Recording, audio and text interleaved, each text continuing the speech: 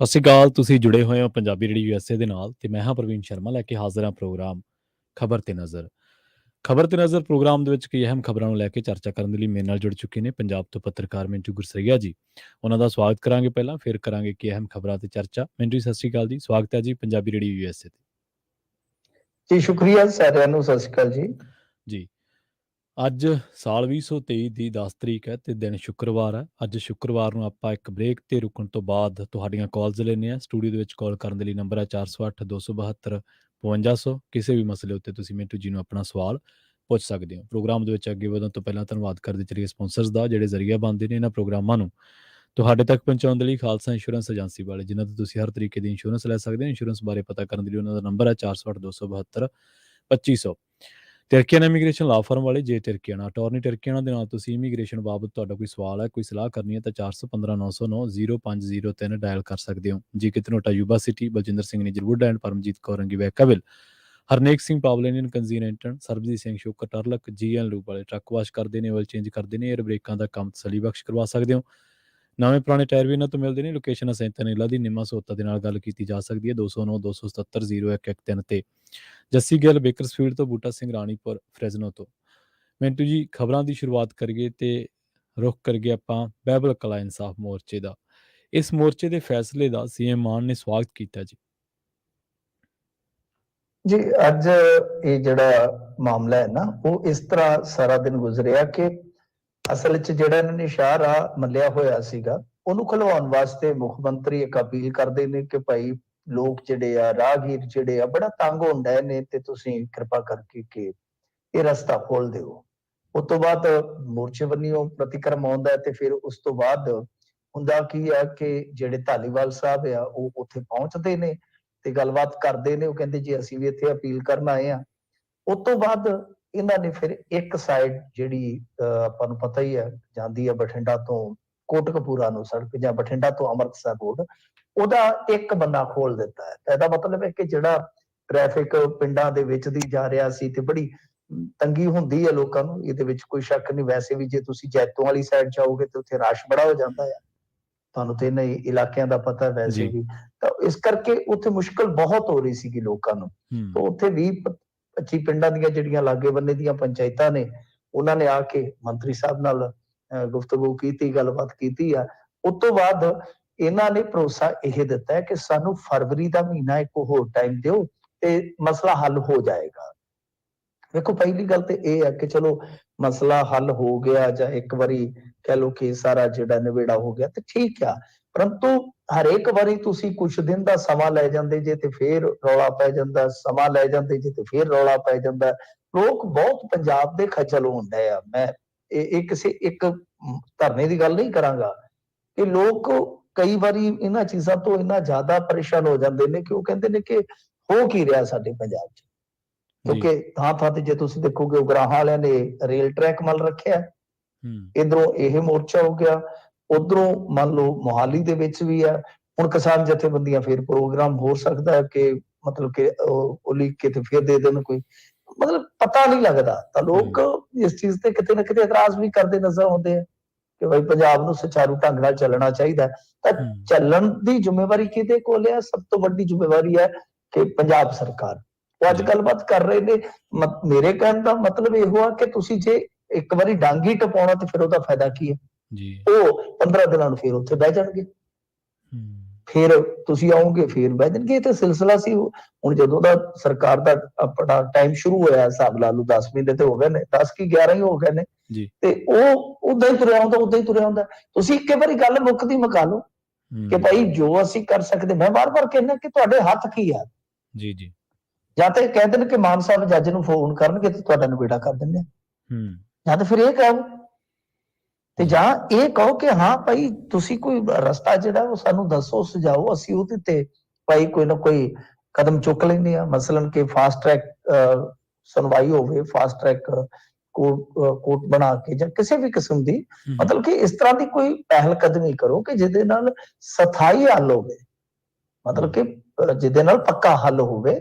ਉਹਨਾਂ ਨੂੰ ਵੀ ਪਤਾ ਲੱਗੇ ਕਿ ਹਾਂ ਬਈ ਸਰਕਾਰ ਜਿਹੜੀ ਹੈ ਉਹ ਸੰਜੀਦਗੀ ਦੇ ਨਾਲ ਇਸ ਮਸਲੇ ਦਾ ਹੱਲ ਚਾਹੁੰਦੀ ਹੈ ਤੇ ਉਹ ਕਰ ਰਹੀ ਹੈ। ਇਹ ਜੀ। ਤਾਂ ਐਵੇਂ ਮਾੜੀਆਂ ਗੱਲਾਂ ਜਿਹੜੀਆਂ ਨੇ ਉਹ ਕਰ ਦੇਣੀਆਂ, ਫਿਰ ਉਹਨਾਂ ਗੱਲਾਂ ਦਾ ਕਿਤੇ ਨਾ ਕਿਤੇ ਖਲਾਰਾ ਪੈ ਜਾਣਾ, ਉਹ ਠੀਕ ਨਹੀਂ ਹੈ। ਇਹ ਇੱਕ ਤਰ੍ਹਾਂ ਨਾਲ ਕਹਿ ਲਓ ਕਿ ਸਿਆਸਤ ਦੀ ਡੰਗ ਟਪਾਊ ਨੀਤੀ ਜਿਹੜੀ ਉਹ ਨਹੀਂ ਚੱਲਣੀ ਚਾਹੀਦੀ। ਤੇ ਦੂਜੀ ਗੱਲ ਜਿਹੜੀ ਹੈ ਕਿ ਜੇ ਗੱਲਬਾਤ ਅੱਜ ਇਹਨਾਂ ਨਾਲ ਕੀਤੀ ਜਾ ਸਕਦੀ ਹੈ, ਫਿਰ ਮੁਹਾਲੀ 'ਚ ਜਿਹੜਾ ਮੋਰਚਾ ਉੱਥੇ ਵੀ ਤੁਸੀਂ ਕਰੋ, ਜੀ। ਫਿਰ ਉਗਰਾਹਾਂ ਵਾਲਿਆਂ ਨਾਲ ਵੀ ਕਰੋ। ਉਹ ਵੀ ਕਹਿੰਦੇ ਆ ਕਿ 1.5 ਪੌਣੇ 2 ਕਰੋੜ ਰੁਪਈਆ ਮੁਆਵਜ਼ਾ ਬਣਦਾ ਹੈ ਰੇਲਵੇ ਦਾ, ਪੁਲੀ ਥੱਲੇ ਲੰਘਾਉਣੀ ਹੈ ਉੱਥੇ, ਤੇ ਉਹ ਕਿਸਾਨਾਂ ਦਾ ਤੁਸੀਂ ਅਦਾ ਕਰੋ। ਜੀ। ਵੀ ਸਾਰੇ ਪਾਸੇ ਤੁਸੀਂ ਗੱਲ ਕਰਕੇ ਇੱਕ ਵਾਰੀ ਆਪਣਾ ਨਿਬੇੜਾ ਕਰ ਲਓ। ਇਹ ਬਹੁਤ ਮਤਲਬ ਕਿ ਕਹਿ ਲਓ ਕਿ ਜਿੱਦਾਂ ਆਪਾਂ ਕਹੀਏ, ਬਹੁਤ ਇਹ ਚਿੰਤਾਜਨਕ ਗੱਲ ਆ ਕਿ ਸਾਡੇ ਇੱਥੇ ਪੰਜਾਬ ਦੇ ਵਿੱਚ ਧਰਨੇ ਮੁਜ਼ਾਹਰੇ ਜਿਹੜੇ ਆ ਹੋ ਰਹੇ ਆ, ਤੇ ਲੋਕ ਜ਼ਾਹਰ ਜੀ ਗੱਲ ਹੈ, ਪਰੇਸ਼ਾਨੀ ਤਾਂ ਲੋਕਾਂ ਨੂੰ ਹੁੰਦੀ ਹੈ। ਜੀ। ਅਗਲੀ ਖਬਰ ਦੇ ਵੱਲ ਵਧੀਏ ਮਿੰਟ ਜੀ, ਤੇ ਗੱਲ ਕਰੀਏ ਆਪਾਂ ਸ਼ਗਨਪ੍ਰੀਤ ਦੀ। ਪ੍ਰੀਤ ਦੇ ਪਰਿਵਾਰ ਨੇ ਹਾਈ ਕੋਰਟ ਦੇ ਵਿੱਚ ਗੁਹਾਰ ਲਾਈ ਹੈ ਜੀ। ਹਾਂਜੀ, ਦੇਖੋ ਕੁਛ ਮੀਡੀਆ ਰਿਪੋਰਟਾਂ ਤੇ ਤੁਹਾਨੂੰ ਇਸ ਤਰ੍ਹਾਂ ਦੀਆਂ ਮਿਲ ਜਾਣਗੀਆਂ ਕਿ ਸ਼ਗਨਪ੍ਰੀਤ ਆ ਰਿਹਾ। ਸ਼ਗਨਪ੍ਰੀਤ ਨੇ ਤੇ ਕੀ ਆਉਣਾ ਹੈ? ਸ਼ਗਨਪ੍ਰੀਤ ਆਸਟ੍ਰੇਲੀਆ ਦੇ ਵਿੱਚ ਹੈ। ਸ਼ਗਨਪ੍ਰੀਤ ਨੇ ਵੀ ਇੱਕ ਪਟੀਸ਼ਨ ਪਾਈ ਸੀ ਕਿ ਤੁਹਾਨੂੰ ਯਾਦ ਹੋਏਗਾ, ਸ਼ਗਨਪ੍ਰੀਤ ਨੇ ਆਖਿਆ ਸੀਗਾ ਕਿ ਇੱਕ ਤੇ ਮੈਨੂੰ ਜ਼ਮਾਨਤ ਦੇ ਦਿਓ ਕਿ ਮੈਨੂੰ ਫੜੇ ਕੋਈ ਨਾ, ਤੇ ਦੂਜਾ ਕਿ ਬਈ ਮੈਨੂੰ ਸਿਕਿਉਰਿਟੀ ਜਿਹੜੀ ਆ ਪੂਰੀ ਦਿਓ। ਤਾਂ ਕੋਰਟ ਨੇ ਆਖਿਆ ਸੀ ਕਿ ਤੁਹਾਡੀਆਂ ਸ਼ਰਤਾਂ ਨਹੀਂ ਮੰਨੀਆਂ ਜਾਣਗੀਆਂ, ਤਾਂ ਕੋਈ ਰਾਹਤ, ਕੋਈ ਰਿਆਇਤ ਜਿਹੜੀ ਹੈ ਉਹ ਸ਼ਗਨਪ੍ਰੀਤ ਨੂੰ ਹਾਲ ਦੀ ਘੜੀ ਉੱਥੋਂ ਨਹੀਂ ਸੀਗੀ ਮਿਲੀ। ਤਾਂ ਫਿਰ ਹੋਇਆ ਕੀ ਹੈ ਕਿ ਹੁਣ ਇਹਦੇ ਮਾਂ-ਬਾਪ ਵੱਲੋਂ ਅੱਡ ਤੋਂ ਪਟੀਸ਼ਨ ਲਾਈ ਗਈ ਆ। ਉਹ ਇਸ ਕਰਕੇ ਕਿਉਂਕਿ ਇਹਦੇ ਭਰਾ ਦੇ ਘਰ ਗੁੜੀਆ ਹੋਈ ਆ, ਛੋਟੀ ਜਿਹੀ ਬੱਚੀ ਆ। ਉਹ ਕਹਿੰਦੇ ਨੇ ਕਿ ਕੋਈ ਰਸਮਾਂ ਨੇ ਬਈ, ਅਸੀਂ ਆਪਣੇ ਇੱਥੇ ਪਰਿਵਾਰ ਦੇ ਨਾਲ ਆਉਣਾ ਹੈ। ਉਹ ਸਾਰਾ ਕੁਝ ਡਾਕੂਮੈਂਟਸ ਦੇ ਵਿੱਚ ਲਿਖਿਆ। ਆਪਾਂ ਚਲੋ ਉਹਨਾਂ ਦਾ ਪਿੰਡ ਜਾਂ ਕੋਈ ਐਸਾ ਥਾਂ ਟਿਕਾਣਾ ਤੇ ਨਹੀਂ ਰਿਵੀਲ ਕਰਾਂਗੇ ਕਿਉਂਕਿ ਮਾਮਲਾ ਸਿਕਿਉਰਿਟੀ ਨਾਲ ਜੁੜਿਆ ਹੋਇਆ।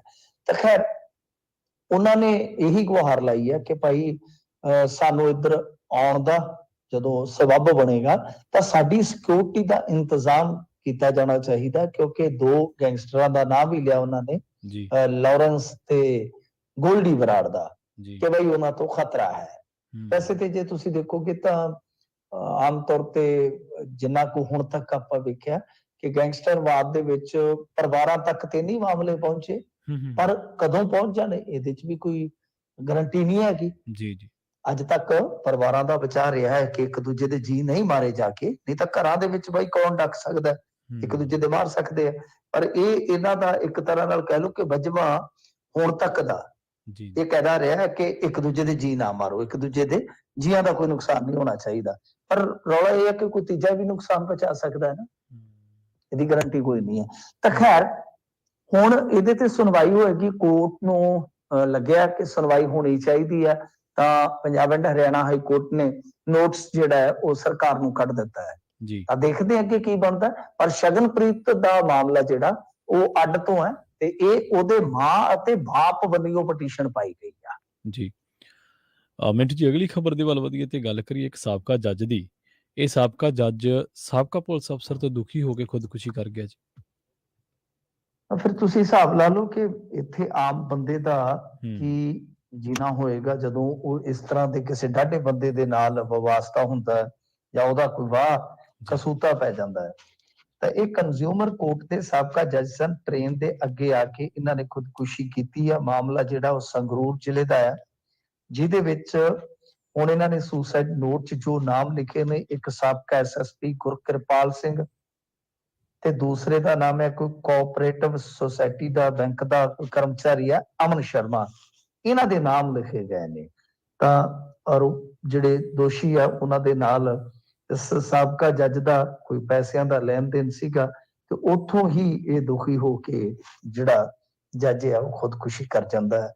ਤਾਂ ਇਹ ਜਿਹੜਾ ਪਛਾਣ ਪੱਤਰ ਹੁੰਦਾ ਹੈ ਜੇਬ ਦੇ ਵਿੱਚ, ਆਪਣੇ ਆਮ ਹੀ ਬੰਦੇ ਦੇ ਕੋਲ ਕੋਈ ਨਾ ਕੋਈ ਪਛਾਣ ਪੱਤਰ ਹੁੰਦਾ, ਫਿਰ ਸੁਸਾਈਡ ਨੋਟ ਜਿਹੜਾ ਉਹ ਦੋਨੇ ਚੀਜ਼ਾਂ ਉਹਦੇ ਜੇਬ ਚੋਂ ਮਿਲੀਆਂ, ਫਿਰ ਪਛਾਣ ਹੋਈ ਆ। ਗੱਲ ਇਹ ਆ ਕਿ ਪੈਸਿਆਂ ਦਾ ਲੈਣ ਦੇਣ, ਇਹ ਤਾਂ ਠੀਕ ਹੈ ਕਿ ਲੈਣ ਦੇਣ ਆਪਣਾ ਸਭਨਾਂ ਦਾ ਚੱਲਦਾ ਹੀ ਆ ਕਿਤੇ ਨਾ ਕਿਤੇ। ਜਿੰਨਾ ਵੱਡਾ ਹੋਈ ਜਾਂਦਾ ਬੰਦਾ, ਉਹਨੇ ਉਹਦੇ ਵੱਡੇ ਸਰਕਲ ਹੁੰਦੇ ਆ, ਵੱਡੀਆਂ ਜ਼ਰੂਰਤਾਂ ਹੋ ਜਾਂਦੀਆਂ, ਲੈਣ ਦੇਣ ਸਭ ਦਾ ਚੱਲਦਾ ਹੀ ਆ। ਕਿਸੇ ਦਾ ਥੋੜਾ ਘਾਣਾ ਆ, ਕਿਸੇ ਦਾ ਬਹੁਤ ਜ਼ਿਆਦਾ। ਪਰ ਐਸਾ ਕੀ ਹੋਇਆ ਹੁਣ ਦੇਖੋ, ਤਫਸੀਲ ਤਾਂ ਨਹੀਂ ਹੈਗੀ, ਕਿਉਂਕਿ ਸ਼ਾਮ ਵੇਲੇ ਸਿਰਫ ਤੁਹਾਨੂੰ ਨਿਊਜ਼ ਅਲਰਟ ਮਿਲਦੇ ਨੇ, ਛੋਟੀਆਂ-ਮੋਟੀਆਂ ਨਿਊਜ਼ ਫਲੈਸ਼ ਮਿਲਦੀਆਂ ਨੇ। ਬਿਲਕੁਲ ਹੁਣ ਡਿਟੇਲ ਤਾਂ ਨਹੀਂ ਹੈਗੀ, ਜੀ। ਪਰ ਮਾਮਲਾ ਤੇ ਦਰਜ ਹੋਏਗਾ ਨਾ। ਤਾਂ ਹੂੰ, ਜਿਹੜਾ ਸਾਬਕਾ ਐਸਐਸਪੀ ਆ, ਕੁਛ ਨਾ ਕੁਛ ਤੇ ਉਹਨੇ ਦਬਾਅ ਪਾਇਆ ਹੋਏਗਾ। ਪੈਸੇ ਜੀ। ਲੈਣ ਦੇਣ ਦਾ ਚਾਹੇ ਕੋਈ ਵੀ ਮਸਲਾ ਹੋਵੇ, ਉਹ ਚਲੋ ਜਦੋਂ ਆਏਗਾ ਦੇਖ ਲਵਾਂਗੇ। ਪਰ ਇਹਦੇ 'ਚ ਹੁਣ ਕੀ ਹੈ ਕਿ ਚੰਗੀ ਘੋਖ ਪੜਤਾਲ ਕਰਕੇ ਦੇਖਣਾ ਚਾਹੀਦਾ ਕਿ ਹੂੰ, ਬਈ ਇਹ ਕੀ ਬੰਦੇ ਨੂੰ ਮਜਬੂਰ ਕਰ ਦਿੱਤਾ ਗਿਆ ਮਰਨੇ ਵਾਸਤੇ। ਤੇ ਜੀ। ਜੇ ਕੋਈ ਸਾਬਕਾ ਜੱਜ, ਇਹ ਇੱਕ ਬਹੁਤ ਵੱਡੀ ਗੱਲ ਆ। ਖੁਦਕੁਸ਼ੀ ਤੇ ਚਲੋ ਹੋ ਗਈ ਆ, ਉਸ ਬੰਦੇ ਨੇ ਮੁੜਨਾ ਨਹੀਂ ਜਿਸਨੇ ਖੁਦਕੁਸ਼ੀ ਕਰ ਲਈ ਆ। ਪਰ ਇੱਕ ਸਾਬਕਾ ਜੱਜ ਜੇ ਪ੍ਰੈਸ਼ਰਾਈਜ਼ ਹੋ ਕੇ ਜਾਂ ਬਹੁਤ ਜ਼ਿਆਦਾ ਮਾਨਸਿਕ ਤੌਰ ਤੇ ਟੁੱਟ ਕੇ ਪ੍ਰਵੀਨ ਜੀ ਖੁਦਕੁਸ਼ੀ ਕਰਦਾ ਹੈ, ਹਾਂਜੀ। ਤੁਸੀਂ ਸੋਚ ਕੇ ਵੇਖੋ ਕਿ ਹੂੰ, ਜਿਹੜੇ ਬੰਦਿਆਂ ਨੇ ਰੋਜ਼ਮर्रा ਦੀ ਕਮਾਈ ਚੋਂ ਕਿਸ਼ਤ ਕੱਢ ਕੇ ਦੇਣੀ ਹੁੰਦੀ ਹੈ ਫਾਈਨੈਂਸਰਾਂ ਨੂੰ, ਹੂੰ, ਹੂੰ, ਹੂੰ, ਜਿਹੜੇ ਫਾਈਨੈਂਸ ਕਰਵਾਉਂਦੇ ਨੇ, ਰੇਹੜੀ ਕਰਵਾਉਂਦੇ ਨੇ, ਫੜੀ ਕਰਵਾਉਂਦੇ ਨੇ, ਹਾਂਜੀ, ਫਿਰ ਹਾਂਜੀ। ਉਹਨਾਂ ਦੀ ਕੀ ਦੁਰਦਸ਼ਾ ਹੁੰਦੀ ਹੋਏਗੀ, ਕਦੇ ਸੋਚ ਕੇ ਵੇਖੋ। ਹੂੰ, ਕਿਸੇ ਨੇ 10,000 ਲਿਆ ਹੁੰਦਾ, ਕਿਸੇ ਨੇ 5,000, ਬਦਲੇ ਚ ਕਿਸੇ ਨੇ 15,000 ਮੋੜਨਾ, ਕਿਸੇ ਨੇ 17,000 ਮੋੜਨਾ, ਹਾਂਜੀ, ਹਾਂਜੀ। ਜ਼ਰੂਰਤ ਦੇ ਹਿਸਾਬ ਨਾਲ। ਹੂੰ, ਤਾਂ ਤੁਸੀਂ ਦੇਖੋ ਕਿ ਉਹਨਾਂ ਨੇ ਜਿਹੜਾ ਉਹ ਕਰਜ਼ਾ ਲਿਆ ਵਾ ਇੱਕ ਹੂੰ, ਨਿੱਜੀ ਫਾਈਨੈਂਸਰ ਤੋਂ, ਉਹਨਾਂ ਦੀ ਹਾਲਤ ਕੀ ਹੁੰਦੀ ਹੋਏਗੀ। ਤਾਂ ਇਹ ਹੂੰ, ਸਾਬਕਾ ਜੱਜ ਨੂੰ ਕਿੰਨਾ ਦਬਾਇਆ ਗਿਆ ਹੋਏਗਾ। ਅਦਰਵਾਈਜ਼ ਕੋਈ ਬੰਦਾ ਮਰਦਾ ਜਿਹੜਾ ਹੈ, ਉਹ ਕੋਈ ਖੁਸ਼ੀ ਨਾਲ ਥੋੜੀ ਨਾ ਮਰਦਾ ਹੈ। ਜੀ, ਜੀ। ਸਾਬਕਾ ਜੱਜ ਜੇ ਮਰਿਆ ਤਾਂ ਕੋਈ ਨਾ ਕੋਈ ਤਾਂ ਰਿਹਾ ਹੋਏਗਾ ਨਾ, ਤਾਂ ਜਾਂਚ ਪੜਤਾਲ ਹੋਣੀ ਚਾਹੀਦੀ ਹੈ। ਹੂੰ, ਵੈਸੇ ਇਹੋ ਜਿਹੇ ਮਾਮਲੇ ਤੇ ਤੁਹਾਨੂੰ ਪਤਾ ਹੀ ਹੈ, ਸਾਡੇ ਇੱਥੇ ਇਲਜ਼ਾਮ ਲੱਗਦੇ ਰਹਿੰਦੇ ਨੇ, ਜੀ। ਬਹੁਤ ਇਲਜ਼ਾਮ ਲੱਗਦੇ ਨੇ। ਹੂੰ, ਕਦੇ ਕਿਸੇ ਰਿਟਾਇਰਡ, ਇੱਥੇ ਤਾਂ ਰਿਟਾਇਰਡ ਇੱਕ ਡੀਜੀਪੀ ਤੇ ਦੋਸ਼ ਲੱਗਾ ਪਿਆ ਕਿ ਉਹ ਬਹੁਤ ਤੰਗ ਕਰੀ ਜਾਂਦਾ। ਇੱਕ ਬੰਦਾ ਗੁਹਾਰ ਲਾ ਰਿਹਾ ਹੂੰ, ਕਿ ਜੀ। ਜ਼ਮੀਨ ਦਾ ਕੋਈ ਰੌਲਾ ਹੈ, ਜ਼ਮੀਨ ਦੇ ਲੈਣ ਦੇਣ ਦਾ। ਉਹ ਹੂੰ, ਬਹੁਤ ਮਤਲਬ ਕਿ 1.5 ਕਰੋੜ ਦਾ ਸੌਦਾ ਵੀ ਹੋਇਆ ਉਹਨਾਂ ਦਾ। ਉਹ ਕਹਿੰਦੇ ਕਿ ਮੈਨੂੰ ਮਤਲਬ ਕਿ ਬਹੁਤ ਜ਼ਿਆਦਾ ਤੰਗ ਕਰਦਾ, ਉਲਟਾ ਕਹਿੰਦਾ ਇਹ ਕਰ ਦੇਂਗਾ, ਉਹ ਕਰ ਦੇਂਗਾ। ਮਤਲਬ ਕਿ ਰਿਟਾਇਰ ਹੋ ਕੇ ਹਟਦੇ ਥੋੜੀ ਹੈ। ਜੀ, ਇਹਨਾਂ ਦੇ ਜਿਹੜੇ ਬੈਠੇ ਹੁੰਦੇ ਨਾਲ ਦੇ, ਉਹਨਾਂ ਤੋਂ ਕੰਮ ਲਈ ਜਾਂਦੇ ਆ। ਲਈ ਸੋ ਜਾਂਦੇ। ਇਹ ਨਹੀਂ ਵੇਖਣਾ ਚਾਹੀਦਾ। ਇਹ ਸਾਬਕਾ ਐਸਐਸਪੀ ਆ, ਜੇ ਸੁਸਾਈਡ ਦੇ ਵਿੱਚ ਨੋਟ ਆ, ਜਾਂਚ ਪੜਤਾਲ ਤੋਂ ਬਾਅਦ ਇਹ ਪਾਇਆ ਜਾਂਦਾ ਕਿ ਇਹਨਾਂ ਨੇ ਐਸਾ ਵੈਸਾ ਕੰਮ ਕੀਤਾ, ਤੇ ਬਹੁਤ ਠੋਕਵੀਂ ਕਾਰਵਾਈ ਹੋਣੀ ਚਾਹੀਦੀ ਹੈ। ਜੀ। ਅਗਲੀ ਗੱਲ ਕਰ ਲਈਏ ਮਿੰਟੂ ਜੀ ਉਹਨਾਂ ਦੀ, ਜਿਹੜੇ ਬਾਹਰਲੇ ਮੁਲਕਾਂ ਦੇ ਵਿੱਚ ਬੈਠੇ ਤੇ ਪਰ ਉਹਨਾਂ ਨੇ ਪੈਸੇ ਭਾਰਤ ਦੇ ਵਿੱਚ ਭੇਜਣੇ ਹੁੰਦੇ ਆ, ਵੱਖ-ਵੱਖ ਥਾਵਾਂ ਤੇ ਪੰਜਾਬ ਦੇ ਵੀ ਲੋਕ ਭੇਜਦੇ ਨੇ, ਪੰਜਾਬੀ ਵੀ ਭੇਜਦੇ ਨੇ। 10 ਦੇਸ਼ਾਂ ਦੇ ਵਿੱਚ ਐਨਆਰਆਈ ਨੰਬਰ ਤੋਂ ਹੋ ਸਕਦਾ ਹੁਣ ਯੂਪੀਆਈ ਪੇਮੈਂਟ ਜੀ?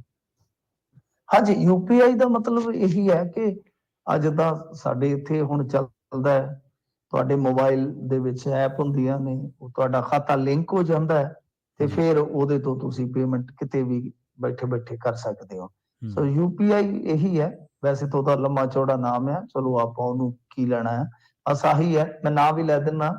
ਜਦੋਂ ਕੁਝ ਐਪਸ ਕੰਮ ਕਰਦੀਆਂ ਨੇ, ਹੁਣ ਤਾਂ WhatsApp ਨੇ ਵੀ ਕੀਤੀ ਹੋਈ ਹੈ ਸਹੂਲੀਅਤ। ਭਾਰਤ ਪੇ ਆ, ਫੋਨ ਪੇ ਆ, ਗੂਗਲ ਪੇ ਆ, ਪੇਟੀਐਮ ਆ, ਜੀ। ਇਹ ਸਾਰੇ ਯੂਪੀਆਈ ਸੀ ਆਉਂਦੇ ਆ। ਤਾਂ ਇੱਕ ਸਿਸਟਮ ਬਣਾਇਆ ਹੋਇਆ ਇੰਡੀਆ ਨੇ, ਜਿੱਦਾਂ ਆਪਣਾ ਤੁਹਾਡੇ ਪੈਸੇ ਭੇਜਣ ਵਾਲਾ ਬੈਂਕ ਰਾਹੀਂ ਸਵਿਫਟ ਸਿਸਟਮ ਹੈ ਇੱਕ ਪੂਰੇ ਇੰਟਰਨੈਸ਼ਨਲ ਲੈਵਲ ਤੇ ਜੇ ਆਪਾਂ ਦੇਖੀਏ ਤਾਂ ਹੂੰ, ਇਸ ਤਰ੍ਹਾਂ ਇਹ ਕਹਿ ਲਓ ਤੁਹਾਡੇ ਵਾਸਤੇ ਬੜੀ ਕਹਿ ਲਓ ਡਿਜੀਟਲ ਇੱਕ ਸੌਖਤਾ ਵਾਲਾ ਕੰਮ ਹੋਏਗਾ। ਠੀਕ ਹੈ। ਮਸਲਨ ਕਿ ਤੁਹਾਡਾ ਜੇਕਰ ਇੱਥੇ ਖਾਤਾ ਹੈ, ਐਨਆਰਆਈ ਅਕਾਊਂਟ ਹੈ। ਜੀ। ਐਨਆਰਆਈ ਅਕਾਊਂਟ ਵੈਸੇ 2-3 ਤਰ੍ਹਾਂ ਦੇ ਹੁੰਦੇ ਨੇ। ਹੁਣ ਜਦੋਂ ਤੁਸੀਂ ਕਮਾਈ ਚੰਗੀ ਕਰੋਗੇ ਫਿਰ ਤੁਸੀਂ ਖਲਵਾ ਲੈਣੇ ਆ, ਫਿਰ ਤੁਹਾਨੂੰ ਪਤਾ ਲੱਗੇਗਾ। ਚਲ ਤਾਂ ਗੱਲ ਇਹ ਹੈ ਕਿ ਉਹ ਐਨਆਰਆਈ ਅਕਾਊਂਟ ਜਿਹੜੇ ਆ ਉਹ ਬੰਦਾ ਲਿੰਕ ਕਰੇਗਾ ਆਪਣੇ। ਜੀ। ਸਾਰਾ ਜੀ ਗੱਲ ਹੈ ਨਾ, ਇੱਧਰ ਜਦੋਂ ਹੋਣਗੇ ਤਾਂ ਉਹ ਲਿੰਕ ਕਰ ਸਕਦਾ। ਲਿੰਕ ਕਰਕੇ ਉਸ ਤੋਂ ਬਾਅਦ ਜਿਹੜੀਆਂ ਵੀ ਫਾਰਮੈਲਿਟੀਆਂ ਨੇ ਉਹ ਤਾਂ ਪੂਰੀਆਂ ਹੋ ਜਾਣਗੀਆਂ। ਤਾਂ 10 ਦੇਸ਼ਾਂ ਦੇ ਵਿੱਚ ਜਿਹੜੇ ਦੇਸ਼ ਹੈਗੇ ਆ ਉਹ ਮੈਂ ਤੁਹਾਨੂੰ ਗਿਣਾ ਦਿੰਦਾ। ਤੁਸੀਂ ਤੇ ਹੈਗੇ ਹੀ ਆ ਯੂਐਸਏ ਵਾਲੇ, ਤਾਂ ਤੁਹਾਨੂੰ ਪਤਾ ਬਈ ਸਰਦਾਰੀ ਹੈ ਇਹਨਾਂ ਦੀ। ਜੀ। ਤਾਂ ਕੈਨੇਡਾ, ਜੀ। Hong Kong, Australia, Oman, Qatar, Saudi Arab, Singapore, UAE ਤੇ ਯੂਕੇ, ਇਹ ਤਕਰੀਬਨ ਪੂਰੇ ਹੋ ਗਏ ਨੇ 10 ਦੇਸ਼ ਜਿਹੜੇ ਆ। ਇਹਨਾਂ ਨੂੰ ਸਹੂਲੀਅਤ ਦਿੱਤੀ ਗਈ। ਵੈਸੇ ਜ਼ਿਆਦਾ ਆਪਣੇ ਇੰਡੀਅਨ ਇਹਨਾਂ ਦੇਸ਼ਾਂ ਦੇ ਵਿੱਚ ਹੀ ਆ ਜਾਣਗੇ। ਮੈਨੂੰ ਲੱਗਦਾ ਕਿ ਨਿਊਜ਼ੀਲੈਂਡ ਰਹਿ ਗਿਆ। ਨਿਊਜ਼ੀਲੈਂਡ ਦੇ ਵਿੱਚ ਵੀ ਆਪਣੇ ਪੰਜਾਬੀ ਹੁਣ ਬਹੁਤ ਨੇ, ਲੈਣ ਦੇਣ ਬਹੁਤ ਆ। ਸੋ ਖੈਰ ਇਹ ਜਿਹੜਾ ਯੂਪੀ ਵਾਲਾ ਕੰਮ ਹੈ ਕੋਈ ਬਹੁਤਾ ਔਖਾ ਨਹੀਂ ਹੈ। ਤੇ ਜਿੰਨੇ ਵੀ ਕਰਨਾ ਤੁਹਾਨੂੰ ਤੁਹਾਡਾ ਬੈਂਕ ਹੀ ਸਾਰਾ ਕੁਝ ਦੱਸ ਦੇਗਾ। ਤੇ ਸਥਾਨਕ ਭਾਸ਼ਾ 'ਚ ਇੰਟਰਫੇਸ 'ਚ ਭੁਗਤਾਨ ਕਰਨ ਦੇ ਇਹ ਯੋਗ ਹੋਣਗੇ। ਹੋਰ ਵੀ ਜਾਣਕਾਰੀ ਹੈ ਜਿਹੜੀ ਆ ਦਿੰਦੇ ਰਹਿਣਗੇ, ਕਿਉਂਕਿ ਇਹ ਸਾਰਾ ਕੁਝ ਜਿਹੜਾ ਹੈ ਉਹ ਹੁਣ ਇਹਨਾਂ ਨੇ ਦੱਸ ਦਿੱਤਾ। ਸਦਨ 'ਚ ਵੀ ਜਾਣਕਾਰੀ ਦੇ ਦਿੱਤੀ ਹੈ। ਵੈਸੇ 2-3 ਮਹੀਨੇ ਪਹਿਲਾਂ ਹੀ ਇਹ ਸਾਰਾ ਇਹਨਾਂ ਨੇ ਪ੍ਰਪੋਜ਼ਲ ਜਿਹੜਾ ਲੈ ਆਂਦਾ ਸੀਗਾ ਕਿ ਅਸੀਂ ਹੁਣ ਬਈ ਜਿਹੜੇ ਸਾਡੇ ਬਾਹਰ ਬੈਠੇ NRI ਆ ਉਹਨਾਂ ਨੂੰ ਵੀ ਸਹੂਲਤ ਦੇਣੀ ਆ। ਵੈਸੇ ਇੱਕ ਗੱਲ ਹੋਰ ਮੈਂ ਤੁਹਾਨੂੰ ਦੱਸਣੀ ਚਾਹਾਂਗਾ ਕਿ ਇਹਨਾਂ ਨੇ ਜਿਹੜੇ ਜੀ ਪੈਸੇ ਇਧਰੋਂ ਤੁਹਾਡੇ ਵੱਲੋਂ ਭੇਜੇ ਜਾਂਦੇ ਆ ਰੈਮਿਟੈਂਸ ਦੇ ਰੂਪ ਦੇ ਵਿੱਚ, ਉਹ ਤੇ ਠੀਕ ਠਾਕ ਆ, ਪਰ ਜਿਹੜੇ ਪੈਸੇ ਇਧਰੋਂ ਇੰਡੀਆ ਚੋਂ ਘੱਲੇ ਜਾਂਦੇ ਆ, ਜਿਵੇਂ ਹੁਣ ਬੱਚਿਆਂ ਦੀਆਂ ਫੀਸਾਂ ਵਗੈਰਾ ਨਾ ਜਿਹੜੀਆਂ ਉਹ ਕਨਵਰਟ ਕਰਾ ਕੇ ਭੇਜਦੇ ਨੇ, ਤਾਂ ਬਈ ਉਹਨਾਂ ਤੇ ਟੈਕਸ ਵਧਾ ਦਿੱਤਾ ਇੰਡੀਆ ਨੇ। ਜੀ ਇਹ ਨੋਟ ਕਰ ਲੈਣ ਸਾਰੇ, ਸ਼ਾਇਦ ਅੱਗੇ 5% ਸੀ ਉਹ 20% ਹੋ ਗਿਆ ਵਾ। ਬਾਕੀ ਡਿਟੇਲ ਵੀ ਮੈਂ ਲੱਭ ਲਿਆਵਾਂਗਾ। ਤਾਂ ਇਹ ਮਤਲਬ ਕਿ ਜਦੋਂ ਬਜਟ ਪੇਸ਼ ਹੋਇਆ ਸੀ ਉਹਦੇ ਵਿੱਚ ਹੀ ਤੈਅ ਹੋ ਗਿਆ ਸੀਗਾ। ਪਰ ਇਹ ਇੱਕ ਵੱਡੀ ਖਬਰ ਆ ਕਿ ਤੁਹਾਡੇ ਜਿਹੜੇ ਪੈਸੇ ਆ ਉਹ 1 ਮਿੰਟ ਦੇ ਵਿੱਚ ਕਲਿੱਕ ਕੀਤਿਆਂ ਪੈਸੇ ਜਿਹੜੇ ਇੱਕ ਥਾਂ ਤੋਂ ਦੂਜੀ ਥਾਂ ਤੇ ਹੋ ਜਾਣਗੇ UPI ਸੇਵਾਵਾਂ ਰਾਹੀਂ। ਤਾਂ 10 ਦੇਸ਼ਾਂ ਦੇ ਵਿੱਚ ਤੁਹਾਡਾ ਦੇਸ਼ ਵੀ ਹੈ, US ਵੀ ਹੈ, ਪੂਰੇ ਚਲੋ ਬਈ ਧੜਾ ਧੜ ਪੈਸੇ ਭੇਜੋ ਜਵਾਕਾਂ ਨੂੰ ਵੀ ਆ ਬਈ ਸ਼ਾਪਿੰਗ ਕਰਨੀ ਹੈ, ਚੱਕ ਬਈ ਤੇਰੇ ਪੇਟੀਐਮ 'ਚ ਹੀ ਆ ਜਾਣੇ। ਤਾਂ ਪੇਟੀਐਮ ਅੱਜ ਕੱਲ ਮਤਲਬ ਕਿ ਸਾਡੇ ਇੱਥੇ ਤਾਂ ਕਿਸੇ ਨੂੰ ਵੀ ਪੁੱਛ ਲਓ, ਮਤਲਬ ਉਹ ਤੁਸੀਂ ਕਹੋਗੇ ਨਾ ਪੈਸੇ ਖੁੱਲੇ ਹੋ ਗਏ, ਅਗਲਾ ਕਹਿੰਦਾ ਜੀ ਭਾਵੇਂ ਰਿਕਸ਼ੇ ਤੇ ਆ ਤਾਂ ਅਗਲਾ ਕਹੇਗਾ ਪੇਟੀਐਮ ਕਰ ਲਓ। ਤਾਂ ਜ਼ਮਾਨਾ ਜਿਹੜਾ ਉਹ ਡਿਜੀਟਲ ਹੀ ਹੈ। ਜੀ ਅਗਲੀ ਖਬਰ ਦੇ ਵੱਲ ਵਧੀਏ ਮਿੰਟੂ ਜੀ, ਤੇ ਗੱਲ ਕਰੀਏ ਅੰਤਰਰਾਸ਼ਟਰੀ ਡਰੱਗ ਸਿੰਡੀਕੇਟ ਦੀ। ਇਹਦੇ ਮੈਂਬਰਾਂ ਨੂੰ ਨਹੀਂ ਫੜ ਰਹੀਆਂ ਜਾਂਚ ਏਜੰਸੀਆਂ, ਸੁਪਰੀਮ ਕੋਰਟ ਨੇ ਗੱਲ ਕਹੀ ਹੈ। ਦੇਖੋ ਇਹ ਨਾ ਕਿਸੇ ਕਿਸਾਨ ਦੀ ਕੋਈ ਜ਼ਮਾਨਤ ਦੀ ਸੁਣਵਾਈ ਸੀਗੀ ਜਿਹਦੇ ਤੇ ਸੁਪਰੀਮ ਕੋਰਟ ਨੇ ਬੜੀ ਵੱਡੀ ਟਿੱਪਣੀ ਕੀਤੀ ਹੈ। ਉਹ ਨਾ ਕਿਹਾ ਕਦੇ ਤੁਸੀਂ ਬੱਸ ਅੱਡੇ ਤੇ ਖਲੋਤਾ ਕੋਈ ਬੀੜੀ ਪੀਂਦਾ ਬੰਦਾ ਫੜ ਲੈਂਦੇ ਜੇ, ਕਦੇ ਕੋਈ ਫੜ ਲੈਂਦੇ, ਮਤਲਬ ਕਿ ਕੋਈ ਕਿਸਾਨ ਫੜ ਲਿਆ, ਕੋਈ ਕਿਤੋਂ ਫੜ ਲਿਆ। ਭਾਈ ਇਹ ਕੀ ਕਰਦੇ ਜੇ ਤੁਸੀਂ? ਜਿਹੜੇ ਵੱਡੇ ਮਗਰਮੱਛ ਨੇ, ਜਿਹੜੇ ਬਾਹਰਲੇ ਮੁਲਕਾਂ 'ਚ ਬੈਠੇ ਇਸ ਦੇਸ਼ ਦੀਆਂ ਜੜ੍ਹਾਂ ਪੋਲੀਆਂ ਕਰਦੇ ਪਏ ਨੇ, ਤੁਸੀਂ ਉਹਨਾਂ ਨੂੰ ਫੜਨ, ਉਹਨਾਂ ਦੇ ਪਿੱਛੇ ਕਿਉਂ ਨਹੀਂ ਜੇ ਜਾਂਦੇ? ਉਹਨਾਂ ਨੂੰ ਫੜਨ ਦੀ ਕੋਸ਼ਿਸ਼ ਕਰੋ। ਤੁਸੀਂ ਕਿਸਾਨ ਬੱਸ ਸਟੈਂਡ ਜਾਂ ਮਤਲਬ ਹੋਰ ਥਾਵਾਂ ਤੇ ਖੜੇ ਲੋਕਾਂ ਜਾਂ ਛੋਟੀਆਂ ਮੱਛੀਆਂ ਨੂੰ ਕਿਉਂ ਗ੍ਰਿਫਤਾਰ ਕਰਦੇ? ਸਿਖਰਲੀ ਅਦਾਲਤ ਦੀ ਜਿਹੜੀ ਹੈ ਨਾ ਉਹ ਟਿੱਪਣੀ ਉਸ ਵੇਲੇ ਆਈ ਹੈ ਜਦੋਂ ਇੱਕ ਵਿਅਕਤੀ ਨੂੰ ਉਹਦੀ ਜ਼ਮੀਨ ਤੋਂ ਵਪਾਰਕ ਮਾਤਰਾ 'ਚ ਅਫੀਮ ਬਰਾਮਦ ਕਰਨ ਤੋਂ ਬਾਅਦ ਨਾਮਜ਼ਦ ਕੀਤਾ ਗਿਆ ਸੀ। ਮੱਧ ਪ੍ਰਦੇਸ਼ ਦਾ ਮਾਮਲਾ ਹੈ, ਜ਼ਰਾ ਜੀ ਗੱਲ ਹੈ ਕਿ ਉੱਥੇ ਅਫੀਮ ਹੁੰਦੀ ਹੈ ਨਾ, ਤਾਂ ਕੋਈ ਰੌਲਾ ਹੋਏਗਾ, ਕੋਈ ਮਾਮਲਾ ਬਣ ਗਿਆ ਹੋਏਗਾ ਕਿ ਜਿਵੇਂ ਆਪਾਂ ਵੀ ਹੁਣ ਬੜੇ ਕਾਹਲੇ ਹਾਂ ਕਿ ਅਫੀਮ ਦੀ ਖੇਤੀ ਕਰਵਾਓ, ਅਫੀਮ ਦੀ ਖੇਤੀ ਕਰਵਾਓ। ਤਾਂ ਉਹ ਮਤਲਬ ਕਿ ਇਸ ਤਰ੍ਹਾਂ ਦਾ ਕੋਈ ਉਹਦਾ ਮਾਮਲਾ ਸੀਗਾ। ਹਾਲਾਂਕਿ ਸਰਕਾਰ ਵੱਲੋਂ ਇਹ ਕਿਹਾ ਗਿਆ ਕਿ ਇਹਦੇ ਤੇ ਅੱਗੇ ਵੀ 1-2 ਦਫਾ ਇਸ ਤਰ੍ਹਾਂ ਦੇ ਕੇਸ ਬਣੇ ਹੋਏ ਨੇ, ਪਰ ਕੋਰਟ ਨੇ ਕਿਹਾ ਕਿ ਨਹੀਂ ਭਾਈ ਇਹਦੀ ਜ਼ਮਾਨਤ ਜਿਹੜੀ ਆ ਉਹ ਮਿਲਣੀ ਚਾਹੀਦੀ ਹੈ। ਤਾਂ ਇਹ ਇੱਕ ਵੱਡੀ ਗੱਲ ਕਹੀ ਉਹਨਾਂ ਨੇ ਇਸ ਸੁਣਵਾਈ ਦੇ ਦੌਰਾਨ ਕਿ ਭਾਈ ਤੁਸੀਂ ਉਹਨਾਂ ਦੇ ਪਿੱਛੇ ਕਿਉਂ ਨਹੀਂ ਜੇ ਜਾਂਦੇ ਜਿਹੜੇ ਵੱਡੇ ਮਗਰਮੱਛ। ਤੇ ਗੱਲ ਤੇ ਵੈਸੇ ਗਲਤ ਨਹੀਂ ਹੈਗੀ ਕੋਈ। ਆ ਤੁਸੀਂ ਦੇਖ ਲਓ, ਪੋਲਾ ਡਰੱਗ ਰੈਕਟ ਤੋਂ ਲੱਗ ਜਾਓ, ਮੈਂ ਤੁਹਾਨੂੰ ਕਿੰਨੇ ਹੋਰ ਕਾਟਲ ਮਤਲਬ ਕਿ ਗਿਣਾ ਸਕਦਾ ਹੈ। ਚਾਹੇ ਉਹ ਰਾਣੋ ਵਾਲੇ ਮਾਮਲੇ ਨੂੰ ਲੈ ਲਓ, ਚਾਹੇ ਉਹ 545 ਕਿਲੋ ਵਾਲੇ ਨੂੰ ਲੈ ਲਓ, ਮੁੰਦਰਾ ਪੋਰਟ ਤੋਂ ਆਈਆਂ ਕੁਝ ਖੇਪਾਂ ਨੂੰ ਲੈ ਲਓ। ਫਿਰ ਮਤਲਬ ਕਿ ਜ਼ਿਆਦਾਤਰ ਬੰਦਿਆਂ ਦੀ ਤਾਰ ਜਿਹੜੀ ਹੈ ਕਿਸੇ ਦੀ ਆਸਟ੍ਰੇਲੀਆ ਨਾਲ ਜੁੜਦੀ ਹੈ, ਕਿਸੇ ਦੀ ਜੁੜਦੀ ਹੈ ਜਾ ਕੇ ਇਟਲੀ ਨਾਲ ਜੁੜਦੀ ਹੈ, ਕੋਈ ਅਰਮੀਨੀਆ 'ਚ ਬੈਠਾ ਵਾ। ਮਤਲਬ ਕਿ ਉਹ ਉੱਥੇ ਬੈਠੇ ਨੇ, ਇੱਥੇ ਇਹਨਾਂ ਦੇ ਗੁਰਗੇ ਕਰਿੰਦੇ ਜੇ ਫੜੇ ਵੀ ਜਾਂਦੇ ਆ, ਉਹ ਫੇਰ ਕੋਈ ਮਹੀਨੇ 6 ਮਹੀਨੇ ਨੂੰ ਫੇਰ ਤਿਆਰ ਕਰ ਲੈਂਦੇ ਆਪਣਾ ਸਾਰਾ ਨੈਕਸਸ। ਗੱਲ ਤਾਂ ਮਾੜੀ ਨਹੀਂ ਕਹੀ ਸੁਪਰੀਮ ਕੋਰਟ ਨੇ ਕਿ ਠੀਕ ਹੈ ਕਿ ਭਾਈ ਤੁਸੀਂ ਚਲੋ ਇੱਥੇ ਵੀ ਐਕਸ਼ਨ ਕਰਦੇ ਹੋ, ਪਰ ਗੱਲ ਇਹ ਹੈ ਕਿ ਜਿੰਨਾ ਜ਼ੋਰ ਤੁਹਾਨੂੰ ਉਹਨਾਂ ਨੂੰ ਫੜ ਕੇ ਲਿਆਉਣ ਲਈ ਲਾਉਣਾ ਚਾਹੀਦਾ, ਉਹਨਾਂ ਤੁਸੀਂ ਲਾ ਨਹੀਂ ਰਹੇ। ਵੈਸੇ ਮਤਲਬ ਕਿ ਸੁਪਰੀਮ ਕੋਰਟ ਨੇ ਵੀ ਵੇਖਿਆ ਕਿ ਫੀਮ ਵਾਲਾ ਕੋਈ ਮਾਮਲਾ ਕੋਈ ਏਡਾ ਵੱਡਾ ਨਹੀਂ ਹੈਗਾ ਜਿੰਨੇ ਵੱਡੇ ਉਹ ਬੰਦੇ ਫੜ ਕੇ ਲਿਆਉਣ ਵਾਲੇ ਮਸਲੇ ਰੱਖਦੇ ਨੇ। ਜੀ ਮਿੰਟੂ ਜੀ, ਆਖਿਰਲੀ ਖਬਰ ਦੇ ਵੱਲ ਵਧ ਗਏ ਆਪਾਂ ਤੇ ਗੱਲ ਕਰੀਏ 14 ਫਰਵਰੀ ਨੂੰ ਜਿਹੜਾ ਕਾਓ ਹੱਗ ਡੇ ਮਨਾਉਣਾ ਸੀਗਾ, ਉਹ ਕਹਿੰਦੇ ਹੁਣ ਨਹੀਂ ਮਨਾਇਆ ਜਾਣਾ ਜੀ। ਹਾਂਜੀ, ਉਹ ਬੜੇ ਮੀਮ ਬਣੇ ਸੀ, ਤੁਹਾਨੂੰ ਪਤਾ ਮੀਮ ਬੜੇ ਬਣਾਉਂਦੇ ਨੇ ਲੋਕ, ਬੜਾ ਮਜ਼ਾਕ ਉੱਡ ਰਿਹਾ ਸੀਗਾ ਕਿਉਂਕਿ ਉਸੇ ਦਿਨ ਹੀ ਤਾਂ ਫਿਰ ਹੁੰਦਾ ਵੈਲੈਂਟਾਈਨ ਡੇ। ਤਾਂ ਇਹਨਾਂ ਨੇ ਕਾਓ ਹੱਗ ਡੇ ਇੱਕ ਤੇ ਨਾ ਹੀ ਹੋਰ ਇੱਥੇ ਪੰਜਾਬੀ ਦੇ ਮੀਡੀਆ ਅਦਾਰਿਆਂ ਨੇ ਤੇ ਅਸਲੋਂ ਜਖਣਾ ਪੱਟੀ ਹੈ, ਹੱਗ ਨੂੰ ਹੱਗ ਲਿਖਿਆ ਹੋਇਆ, ਤੁਹਾਨੂੰ ਪਤਾ ਹੀ ਹੈ ਨਾ ਉਹ ਕੀ ਸ਼ਬਦ ਬਣਦਾ, ਉੱਤੇ ਅਦਕ ਪਾਈ ਹੋਈਆਂ ਨੇ। ਸੋ ਇਹ ਆ ਕਿ ਬਹੁਤ ਜ਼ਿਆਦਾ ਮਾਮਲਾ ਜਿਹੜਾ ਨਾ ਉਹ ਮਜ਼ਾਕ ਦਾ ਪਾਤਰ ਬਣ ਗਿਆ। ਇਹ ਇਹਨਾਂ ਨੇ ਕੋਸ਼ਿਸ਼ ਕੀਤੀ ਸੀਗੀ, ਜਿਹੜਾ ਹੈਗਾ ਨਾ ਸਾਡੇ ਇੱਥੇ ਇੰਡੀਆ ਦੇ ਵਿੱਚ ਇੱਕ ਐਨੀਮਲ ਵੈਲਫੇਅਰ ਬੋਰਡ ਬਣਿਆ 1960 ਦਾ ਬਣਿਆ ਹੋਇਆ, ਉਹਨਾਂ ਨੇ ਐਲਾਨ ਕਰ ਦਿੱਤਾ ਬਰੋਬਰ। ਫਿਰ ਲੋਕਾਂ ਨੇ ਜਦੋਂ ਰੱਜ ਕੇ ਮਜ਼ਾਕ ਉਡਾਇਆ ਤੇ ਵੈਸੇ ਵੀ ਤੁਸੀਂ ਦੇਖੋਗੇ ਜਿਹੜੀ ਮੌਜੂਦਾ ਸੱਤਾ ਧਿਰ ਆ ਉਹ ਤੇ ਯੂ ਟਰਨ ਜਾਂ ਪੰਜਾਬੀ ਚ ਕਹਿ ਲਓ ਥੁੱਕ ਕੇ ਚੱਟਣ ਵਾਲੇ ਉਹ ਚੀਜ਼ਾਂ ਦੇ ਵਿੱਚ ਤੇ ਬੜੀ ਹੁਣ ਗਾਂ ਲੰਘੀ ਹੋਈ ਹੈ ਹੂੰ ਹੂੰ ਸਾਰੀ ਇਹ ਮਸ਼ੀਨਰੀ ਸਾਡੀ। ਤਾਂ ਮੁੜ ਕੇ ਫਿਰ ਇਹਨਾਂ ਨੇ ਵਾਪਸ ਲੈ ਲਿਆ ਬਾਹਰ। ਤਾਂ ਲੋਕਾਂ ਨੇ ਇਹਦੇ ਤੇ ਸਮਰਥਨ ਵੀ ਜਤਾਇਆ ਸੀ, ਐਸੀ ਗੱਲ ਨਹੀਂ ਹੈਗੀ। ਲੋਕਾਂ ਨੇ ਕਿਹਾ ਕਿ ਠੀਕ ਹੈ, ਪਿਆਰ ਫੈਲਣਾ ਚਾਹੀਦਾ, ਪਰ ਜਦੋਂ ਕੁਝ ਮਤਲਬ ਕਿ ਥੋੜਾ ਕ੍ਰਿਟਿਸਿਜ਼ਮ ਵੀ ਹੋਇਆ ਉਦੋਂ ਫਿਰ ਇਹਨਾਂ ਨੇ ਪੈਰ ਪਿਛਾੜੀ ਪੁੱਟ ਲਿਆ। ਜੀ ਮਿੰਟੂ ਜੀ, ਇੱਥੇ ਆਪਾਂ ਰੁਕਦੇ ਹਾਂ ਜੀ ਇੱਕ ਸ਼ਾਰਟ ਬ੍ਰੇਕ ਦੇ ਲਈ, ਤੇ ਬ੍ਰੇਕ ਤੋਂ ਪਾਰ ਚੱਲਾਂਗੇ ਦਰਸ਼ਕਾਂ ਸਰੋਤਿਆਂ ਦੇ ਸਵਾਲਾਂ ਦੇ ਵੱਲ ਜੀ। ਜੀ ਜੀ ਸੋ ਵੇਲਾ ਹੋ ਚੱਲਿਆ ਪ੍ਰੋਗਰਾਮ ਖਬਰ ਤੇ ਨਜ਼ਰ ਦੇ ਵਿੱਚ ਇੱਕ ਸ਼ਾਰਟ ਬ੍ਰੇਕ ਦੇ ਲਈ ਰੁਕਣ ਦਾ। ਬ੍ਰੇਕ ਤੋਂ ਪਾਰ ਤੁਹਾਡੇ ਸਵਾਲਾਂ ਵੱਲ ਚੱਲਾਂਗੇ। ਸਟੂਡੀਓ ਦਾ ਨੰਬਰ ਹੈ 408 272 5200। ਇਸ ਨੰਬਰ ਤੇ ਕਾਲ ਕਰਕੇ ਤੁਸੀਂ ਮਿੰਟੂ ਜੀ ਨੂੰ ਕੋਈ ਵੀ ਚਲੰਤ ਮਸਲਿਆਂ ਉੱਤੇ ਆਪਣਾ ਸਵਾਲ ਕਰ ਸਕਦੇ ਹੋ। ਜਲਦ ਵਾਪਸੀ ਇੱਕ ਸ਼ਾਰਟ ਬ੍ਰੇਕ ਤੋਂ ਬਾਅਦ। ਜੁੜੇ ਰਹੋ।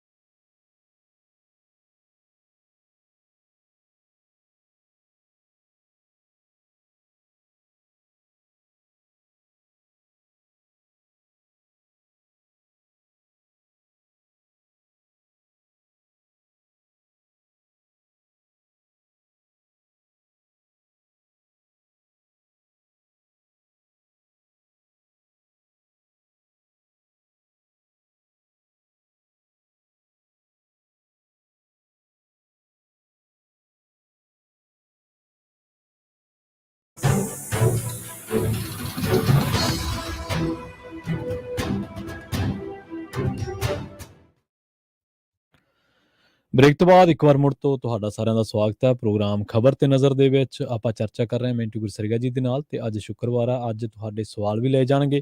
ਮਿੰਟੂ ਜੀ ਨੂੰ ਸਵਾਲ ਕਰਨ ਵਾਸਤੇ ਤੁਸੀਂ ਸਟੂਡੀਓ ਦਾ ਨੰਬਰ 408-272-5200 ਡਾਇਲ ਕਰ ਸਕਦੇ ਹੋ। ਬ੍ਰੇਕ ਤੋਂ ਬਾਅਦ ਇੱਕ ਵਾਰ ਮੁੜ ਤੋਂ ਮਿੰਟੂ ਗੁਰਸਰੀਆ ਜੀ ਆਪਣੇ ਨਾਲ ਜੁੜ ਚੁੱਕੇ ਨੇ। ਮਿੰਟੂ ਜੀ ਸਤਿ ਸ਼੍ਰੀ ਅਕਾਲ, ਸਵਾਗਤ ਹੈ ਜੀ ਇੱਕ ਵਾਰ ਮੁੜ ਤੋਂ ਬ੍ਰੇਕ ਤੋਂ ਬਾਅਦ। ਸਤਿ ਸ਼੍ਰੀ ਅਕਾਲ।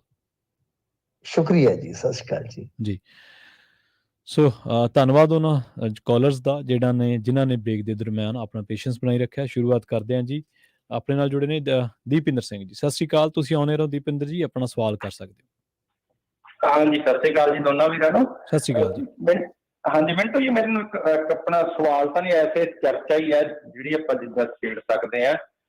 ਜਿੱਦਾਂ ਹੁਣ ਜਿਵੇਂ ਇੱਥੇ ਜਲੰਧਰ ਦੀ ਜਿਮਨੀ ਚੋਣ ਹੋਣੀ ਹੈ, ਵੀ ਉਹ ਆਪਣੇ ਅਕਾਲ ਚਲਾਣਾ ਕਰਕੇ ਜਿਹੜਾ ਉੱਥੋਂ ਦਾ MP ਸੀਗਾ, ਇਹ ਹੁਣ ਜਦੋਂ ਜਿਮਨੀ ਚੋਣ ਹੋਊਗੀ, ਐਵੇਂ ਟੈਕਸ ਪੇਅਰ ਤੇ ਇੰਨਾ ਉਹ ਪੈਂਦਾ, ਖਰਚਾ ਪੈਂਦਾ, ਕੋਈ ਏਦਾਂ ਦਾ ਕਾਨੂੰਨ ਨਹੀਂ ਬਣਾ ਸਕਦੇ ਵੀ ਜਿੱਦਾਂ ਜੇ ਕੋਈ ਕਿਸੇ ਕਾਰਨ ਕਰਕੇ ਵੀ ਉਹਦੀ ਮੌਤ ਹੋ ਜਾਂਦੀ ਆ, ਵੀ ਜਦੋਂ ਕਾਗਜ਼ ਭਰਦੇ ਆ ਪਹਿਲਾਂ ਹੀ ਲਿਖ ਦੇਣ ਵੀ ਜੇ ਕਿਸੇ ਵੀ ਗੱਲ ਕਰਕੇ ਮੇਰੀ ਮੌਤ ਹੋ ਗਈ ਵੀ ਮੇਰਾ ਵੀ ਇਹ ਸੀਟ ਕਿਸੇ ਨਾ ਕਿਸੇ ਨੂੰ ਨੋਮੀਨੇਟ, ਜਿੱਦਾਂ ਆਪਣਾ ਕਵਰਿੰਗ ਕੈਂਡੀਡੇਟ ਹੁੰਦਾ ਉਦਾਂ ਦਾ ਰੱਖ ਦੇਣ। ਹੁਣ ਸਾਡੇ ਇੱਥੇ ਅਮਰੀਕਾ 'ਚ ਹੈਗਾ ਜੀ, ਹੋ ਸਕਦਾ ਮੈਂ ਗਲਤ ਹੋਵਾਂ, ਆਪਣੇ ਸਰੋਤਿਆਂ ਨੂੰ ਜ਼ਿਆਦਾ ਪਤਾ ਹੋਊ, ਵੀ ਇੱਥੇ ਜੇ ਕੋਈ ਸੈਨੇਟਰ ਮਰ ਜਾਂਦਾ ਨਾ ਤੇ ਉਹਦੀ ਸਟੇਟ ਦਾ ਗਵਰਨਰ ਉਹ 19 ਟਰਮ ਵਾਸਤੇ ਉਹਦੇ ਲਈ ਉਹ ਸੈਨੇਟਰ ਉਹ ਕਰ ਦਿੰਦੇ ਆ, ਨੋਮੀਨੇਟ ਕਰ ਦਿੰਦੇ ਆ ਵੀ ਜ਼ਿਆਦਾ ਕੋਈ ਜਿਹੜੀ ਪਾਰਟੀ ਦਾ ਕੋਈ ਉਹ MP ਜਾਂ MLA ਚੜਾਈ ਕਰ ਗਿਆ ਵੀ ਉਹ ਆਪਣਾ ਉਹ ਨੋਮੀਨੇਟ ਕਰ ਦੇਣ। ਏਦਾਂ ਖਰਚਾ ਕਰਕੇ ਤੇ ਐਵੇਂ ਲੋਕਾਂ ਦਾ ਟਾਈਮ ਵੇਸਟ ਕਰਨਾ।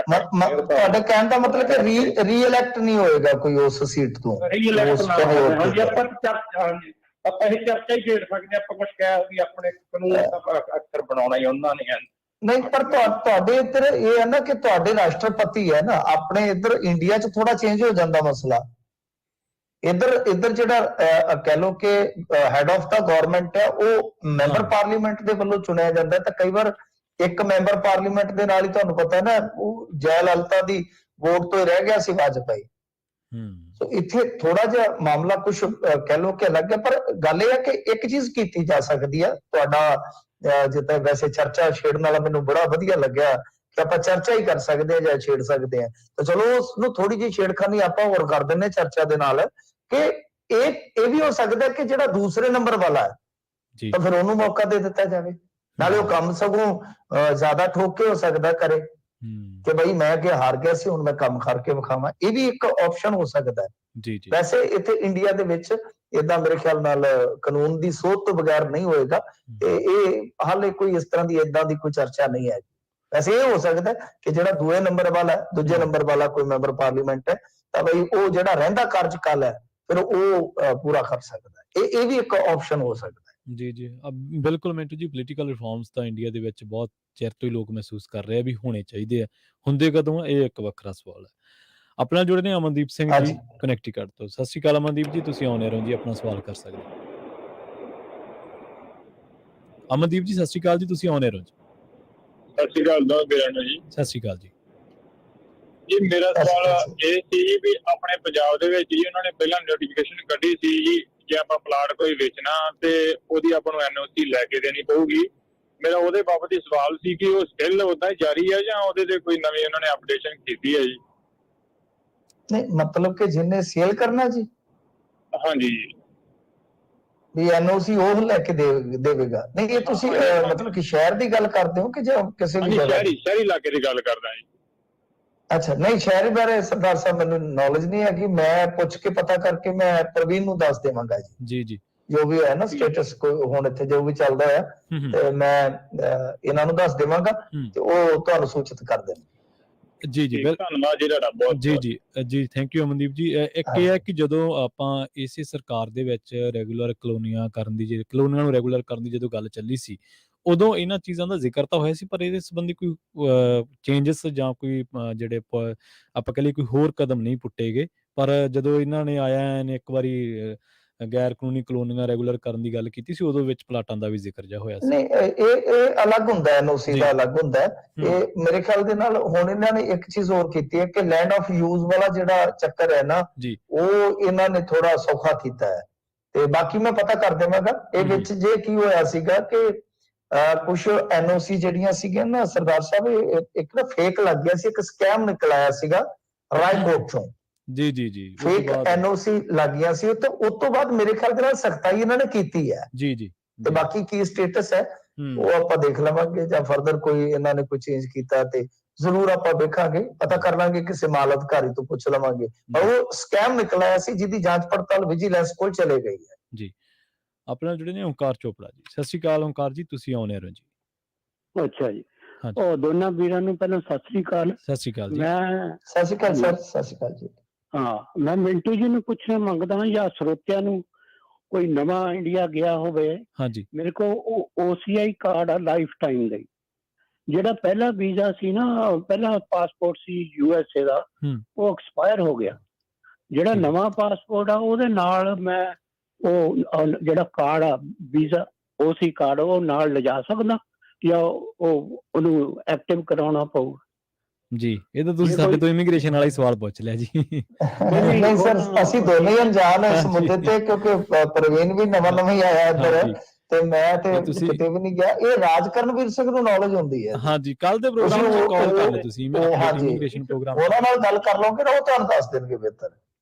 ਇੱਕ ਮਿੰਟ ਜੀ, ਜੇ ਕੋਈ ਨਵਾਂ ਸਰੋਤਾ ਗਿਆ ਹੈ ਇਸ ਵੇਲੇ, ਹਾਂਜੀ, ਕੋਈ ਗੱਲ ਕੋਈ ਸਰੋਤੇ ਕੋਲੋਂ ਪੁੱਛ ਲਿਓ ਜੋ ਕਾਲ ਆਉਂਦੀ। ਜਰੂਰ ਜੀ, ਜਰੂਰ ਜੀ। ਹਾਂਜੀ ਹਾਂਜੀ, ਕਰਦੇ ਹਾਂ। ਹਾਂਜੀ ਹਾਂ, ਤੁਸੀਂ ਚੱਲਦੇ ਪ੍ਰੋਗਰਾਮ ਚ ਪ੍ਰਵੀਨ ਜੀ ਸੂਚਿਤ ਕਰ ਦਿਓ, ਥੋੜੀ ਸੂਚਨਾ ਦੇ ਦਿਓ ਜੇ ਕੋਈ ਗਿਆ ਹੋਇਆ ਤਾਂ ਉਹ ਦੱਸ ਦੇਣਗੇ। ਹਾਂਜੀ ਬਿਲਕੁਲ, ਜੇ ਸੁਣ ਹੀ ਲਿਆ, ਬਹੁਤ ਸਾਰੇ ਸਰੋਤੇ ਆਪਾਂ ਨੂੰ ਸੁਣ ਰਹੇ ਨੇ ਲਗਾਤਾਰ, ਤਾਂ ਜੇ ਕਿਸੇ ਨੂੰ ਇਹਦੇ ਬਾਰੇ ਜਾਣਕਾਰੀ ਹੋਈ ਤਾਂ ਆ ਕੇ ਸਾਨੂੰ ਅਪਡੇਟ ਜ਼ਰੂਰ ਕਰ ਦਿਓ ਇਸ ਮਸਲੇ ਤੇ ਆਪਾਂ ਧੰਨਵਾਦੀ ਹੋਵਾਂਗੇ। ਤੇ ਆਪਣੇ ਅਗਲੇ ਕਾਲਰ ਨੇ ਜੀ ਜਸਵੀਰ ਸਿੰਘ ਜੀ। ਸਤਿ ਸ਼੍ਰੀ ਅਕਾਲ ਜਸਵੀਰ ਜੀ, ਤੁਸੀਂ ਆਉਣੇ ਰਹੋ ਜੀ। ਹਾਂਜੀ, ਸਤਿ ਸ਼੍ਰੀ ਅਕਾਲ ਦੋਨੋਂ ਭਰਾਵਾਂ ਨੂੰ। ਸਤਿ ਸ਼੍ਰੀ ਅਕਾਲ ਜੀ। ਸਤਿ ਸ਼੍ਰੀ ਅਕਾਲ ਸਰ। ਸਤਿ ਸ਼੍ਰੀ ਅਕਾਲ ਜੀ। ਮਿੰਟੂ ਜੀ, ਅੱਜ ਮੈਂ ਬਹੁਤ ਹੀ ਗੰਭੀਰ ਤੇ ਫਿਕਰ ਵਾਲੇ ਮੁੱਦੇ ਤੇ ਗੱਲ ਕਰਨੀ ਹੈ, ਜਿਹੜੇ ਮੁੱਦੇ ਤੇ ਪੰਜਾਬੀ ਜੀ ਉਹਨਾਂ ਦੀ ਆਵਾਜ਼ ਕੱਟੀ ਗਈ ਸਰਦਾਰ ਜਸਵੀਰ ਸਿੰਘ ਜੀ। ਹਾਂਜੀ, ਸੁਰਿੰਦਰ ਸਿੰਘ ਜੀ ਤੁਸੀਂ ਆਨ 에ਅਰ ਹੋ ਜੀ। ਸਤਿ ਸ਼੍ਰੀ ਅਕਾਲ। ਜਸਵੀਰ ਸਿੰਘ ਜੀ ਦੀ ਕਾਲ ਡਿਸਕਨੈਕਟ ਹੋ ਗਈ ਹੈ ਜੀ, ਉਹ ਦੁਬਾਰਾ ਆ ਜਾਣਗੇ। ਸੁਰਿੰਦਰ ਸਿੰਘ ਜੀ ਸਤਿ ਸ਼੍ਰੀ ਅਕਾਲ, ਤੁਸੀਂ ਆਨ 에ਅਰ ਹੋ ਜੀ। ਹਾਂਜੀ ਵੀਰ ਜੀ, ਮੇਰੀ ਵੱਲੋਂ ਦੋਹਾਂ ਵੀਰਾਂ ਨੂੰ, ਬਾਕੀ ਹੋਰ ਸੁਣਨੇ ਵਾਲੇ ਭੈਣਾਂ ਭਰਾਵਾਂ ਨੂੰ ਸਤਿ ਸ਼੍ਰੀ ਅਕਾਲ ਜੀ। ਜੀ ਸਤਿ ਸ਼੍ਰੀ ਅਕਾਲ ਜੀ। ਸਤਿ ਸ਼੍ਰੀ ਅਕਾਲ ਜੀ। ਹਾਂਜੀ ਵੀਰ ਜੀ, ਮੈਂ ਇੰਨਾ ਕੀ ਛੋਟੇ ਜਿਹਾ ਸਵਾਲ ਹੀ ਪੁੱਛਣਾ ਵੀ ਅੱਜ ਕੱਲ ਆਪਣੇ ਆ ਜਿਹੜੀ ਉਡਾਰੀ ਇੱਕ ਬੰਦਾ ਮਾਰ ਗਿਆ, ਕਿ ਆਪਣੇ ਸੈਣੀ ਸਾਹਿਬ ਦੇ ਬਾਰੇ ਕੋਈ ਅਪਡੇਟ ਕਿਸ ਤਰ੍ਹਾਂ ਦੀ ਹੈਗੀ ਹੈ? ਜੇ ਪਤਾ ਹੋਵੇ ਤੇ ਜਰੂਰ ਥੋੜਾ ਦੱਸਿਓ ਜੀ। ਭਾਜੀ ਕਿੱਥੇ ਹੋ ਨਾ? ਸੈਣੀ ਸੁਮੇਧ ਸੈਣੀ? ਹਾਂਜੀ ਹਾਂਜੀ, ਸੁਮੇਧ ਸੈਣੀ। ਨਹੀਂ, ਸੁਮੇਧ ਸੈਣੀ ਦੇਖੋ ਹੈਗਾ ਹੀ ਆ, ਕੇਸ ਕੂਸਾਂ ਦੇ ਵਿੱਚ ਤੇ ਉਲਝਿਆ ਪਿਆ। ਕੋਈ ਉਹਨੂੰ ਵੱਡੀ ਕੋਈ ਰਾਹਤ ਵੀ ਨਹੀਂ ਹੈ, ਕੋਈ ਵੱਡੀ ਉਹਨੂੰ ਮਤਲਬ ਕਿ ਕੋਈ ਰਿਲੀਫ ਨਹੀਂ ਹੈਗੀ। ਕੇਸ ਕੁਸ ਉਦਾਂ ਹੀ ਚੱਲਦੇ ਆ। ਪਰ ਇਹ ਹੈ ਕਿ ਜਿਸ ਤਰ੍ਹਾਂ ਦੂਜਿਆਂ ਬੰਦਿਆਂ ਨੂੰ ਮਤਲਬ ਕਿ ਤੁਹਾਨੂੰ ਪਤਾ ਹੀ ਹੈ ਸਿਸਟਮ ਦੇ ਵਿੱਚ ਬੜਾ ਨਪੀੜਿਆ ਜਾਂਦਾ, ਉਹ ਇਦਾਂ ਦਾ ਕੁਝ ਹੋਇਆ ਨਹੀਂ ਹੈ। ਕੇਸ ਬਹੁਤ ਸਾਰੇ ਸਨ, ਪਰ ਉਹ ਕੇਸ ਕਿਵੇਂ ਕਿੱਥੇ ਰੁਕ ਗਏ? ਕਿਉਂਕਿ ਇੱਕ ਤਾਂ ਉਹ ਬੜਾ ਚਲਾਕ ਆਦਮੀ ਆ, ਉਹਨੇ ਕਾਨੂੰਨ ਸਾਰੇ ਤੁਹਾਨੂੰ ਪਤਾ ਹੀ ਆ ਵੇਖੇ ਕੀ ਉਹਨੇ ਤੋੜੇ ਨੇ ਮਰੋੜੇ ਨੇ। ਉਹਨੇ ਬਹੁਤ ਮਤਲਬ ਕਿ ਤੇਜ਼ੀ ਦੇ ਨਾਲ ਆਪਣੇ ਜਿੰਨੇ ਵੀ ਕਾਨੂੰਨੀ ਬਦਲ ਸੀ ਕਿ ਉਹਨੇ ਆਪਣੇ ਅਪਣਾਏ ਨੇ। ਤਾਂ ਬਾਕੀ ਉਹ ਕੇਸ ਉੱਥੇ ਦੇ ਉੱਥੇ ਹੀ ਨੇ, ਇਹ ਨਹੀਂ ਹੈਗਾ ਕਿ ਰੱਦ ਹੋ ਗਏ ਨੇ। ਪਰ ਹਾਈ ਕੋਰਟ ਨੇ ਇੱਕ ਬਹੁਤ ਵੱਡੀ ਰਿਲੀਫ ਦੇ ਦਿੱਤੀ ਸੀ, ਸੁਪਰੀਮ ਕੋਰਟ ਨੇ ਉਹਦੇ ਚ ਇੰਟਰਵੀਨ ਕੀਤਾ ਸੀਗਾ, ਪਰ ਬਹੁਤਾ ਸਰਕਾਰ ਚ ਮਾਮਲਾ ਤੁਰਿਆ ਨਹੀਂ ਉਹਦਾ। ਉਹ ਜਿਹੜੇ DGP ਭਾਜੀ ਬਾਹਰ ਹੁਣ ਗਏ ਆ, ਉਹ ਭਲਾ ਕੌਣ? ਉਹਨਾਂ ਬਾਰੇ ਹੈ ਕੋਈ ਨੌਲੇਜ? ਕਿਹੜੇ ਜੀ? ਜਿਹੜੀ ਵਿਦੇਸ਼ ਜ਼ਮੀਨ ਵਗੈਰਾ ਸਭ ਕੁਝ ਵੇਚ ਕੇ ਤੇ ਬਾਹਰ ਗਏ ਆ। ਨਹੀਂ, ਮੈਨੂੰ ਉਹਦੇ ਬਾਰੇ ਨਹੀਂ ਨੌਲੇਜ। ਓਕੇ ਵੀਰ ਜੀ, ਕੋਈ ਨਹੀਂ, ਮਿਹਰਬਾਨੀ ਜੀ, ਬਹੁਤ ਬਹੁਤ ਧੰਨਵਾਦ। ਓਕੇ ਜੀ, ਥੈਂਕ ਯੂ ਜੀ। ਪਤਾ ਨਹੀਂ ਜੀ, ਨਹੀਂ ਉਹਨਾਂ ਦੇ ਕੋਲ ਨਹੀਂ ਉਹਦੀ ਨੌਲੇਜ ਜੀ। ਆਪਣੇ ਅਗਲੇ ਕਾਲਰ ਨੇ ਜੀ ਕੁਲਵੰਤ ਸਿੰਘ ਜੀ, ਉਹ ਜਿਹੜੇ ਬਜ਼ੁਰਗ ਸਵਾਲ ਪੁੱਛ ਕੇ ਗਏ ਸੀ ਉਹਨਾਂ ਦੇ ਬਾਰੇ ਦੱਸਣਾ ਚਾਹੁੰਦੇ। ਸਤਿ ਸ਼੍ਰੀ ਅਕਾਲ ਕੁਲਵੰਤ ਜੀ, ਤੁਸੀਂ ਆਉਣੇ ਹੋ ਜੀ। ਹਾਂਜੀ, ਸਤਿ ਸ਼੍ਰੀ ਅਕਾਲ ਭਾਜੀ, ਕੀ ਹਾਲ ਚਾਲ ਆ? ਸਤਿ ਸ਼੍ਰੀ ਅਕਾਲ ਜੀ। ਸਤਿ ਸ਼੍ਰੀ ਅਕਾਲ।